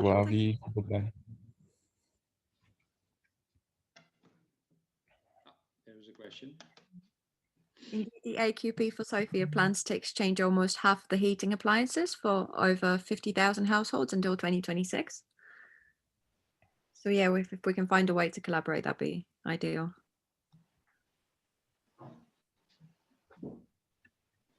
I think it's good to take that in a separate session, one-to-one or in a smaller group, and to see how we... Този въпрос ще бъде по-добре обсъден на друга среща, където сме в лице или говорим точно по тази тема.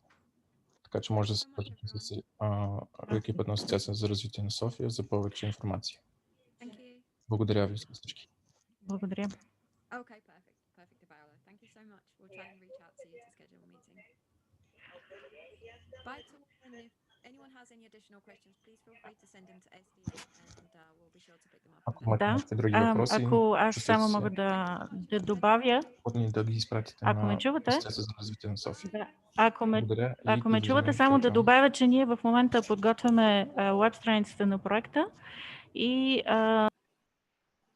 така че ще се радваме, ако посетите страницата на Асоциация за развитие на София и ще ви поканим на следващата ни среща, която ще бъде през средата на декември, за да ви представим окончателните резултати от проекта и да начертаем нови пътища за сътрудничество. Благодаря и аз от името на Асоциация за развитие на София и другите партньори и до скоро. Бъдете здрави!